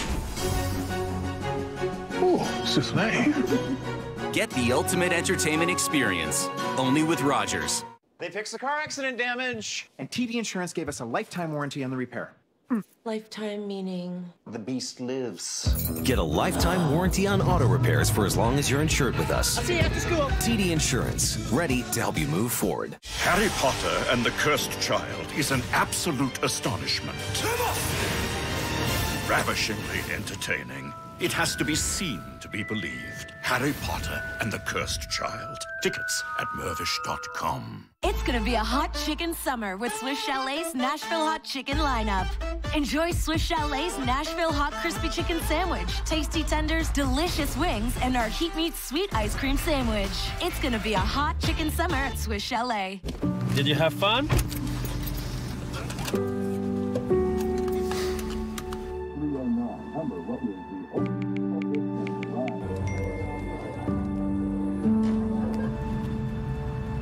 Check this out.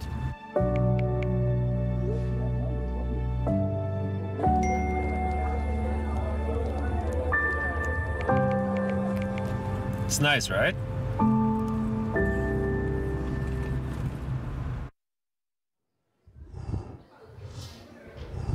And we are checking in with Karen Siolan now, who's been standing by at the Green Party headquarters where the Greens, they didn't double their seat count today. Karen? Yeah, Cynthia, well, the party's over, but they're still considering tonight a victory with Green Party leader Mike Schreiner winning re-election in Guelph. He tells me that proves that the Ontario Greens are here to stay and will continue to have play a role, rather, in Ontario's political discourse. But are they disappointed? Of course they are. They wanted to achieve so much more tonight, at the very least doubling their seat count.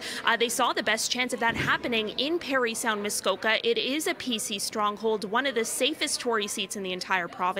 I asked Mike Schreiner, reflecting on that now, whether he thinks that was a mistake. This is what he had to say.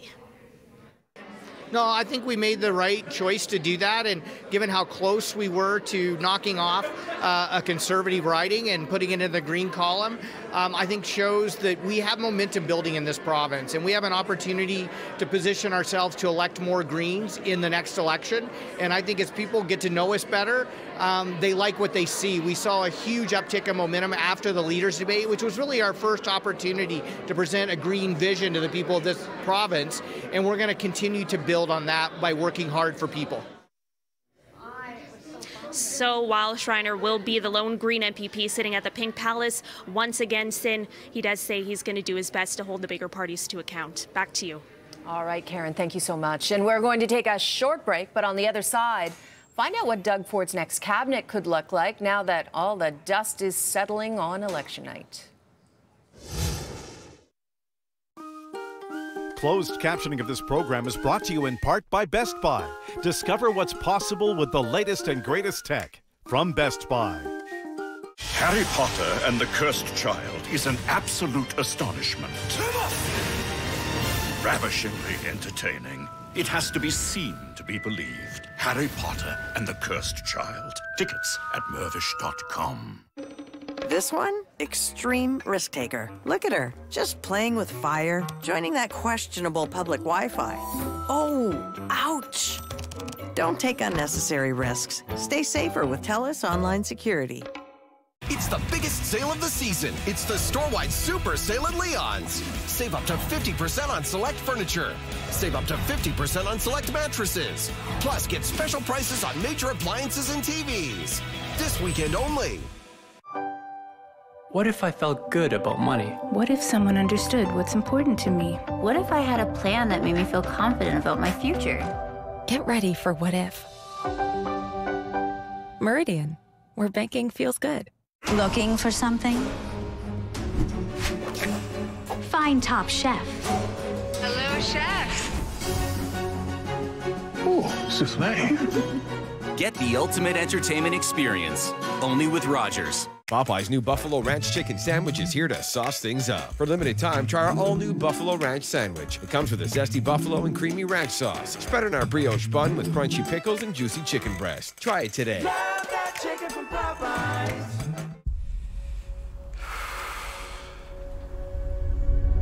After losing a loved one, it's normal to feel lost yourself.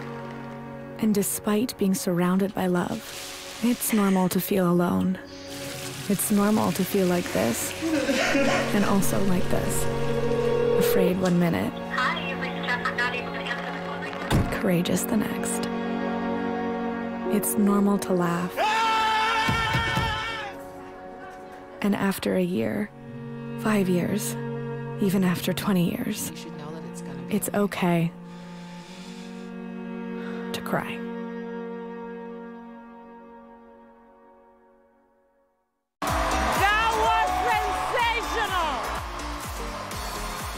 We need more early morning skies above and gravel underfoot and more exploring all this beauty without limits so we can feel more human again. The first ever Mazda CX-50. We're more human in nature.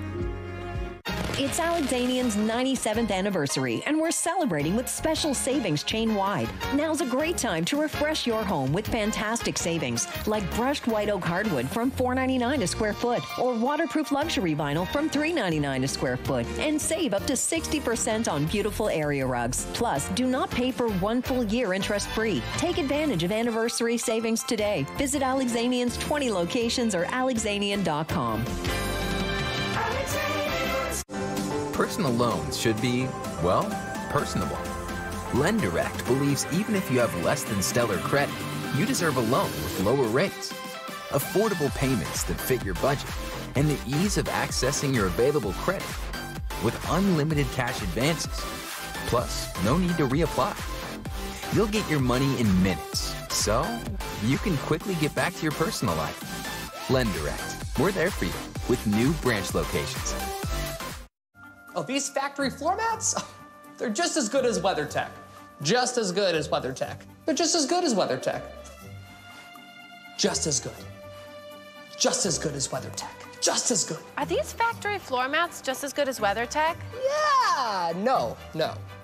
Nothing comes even close to laser-measured WeatherTech floor liners. They offer the ultimate protection, front, back, and even up the sides. For a full line of premium automotive accessories, order at weathertech.ca. It's the biggest sale of the season. It's the store-wide super sale at Leon's. Save up to 50% on select furniture.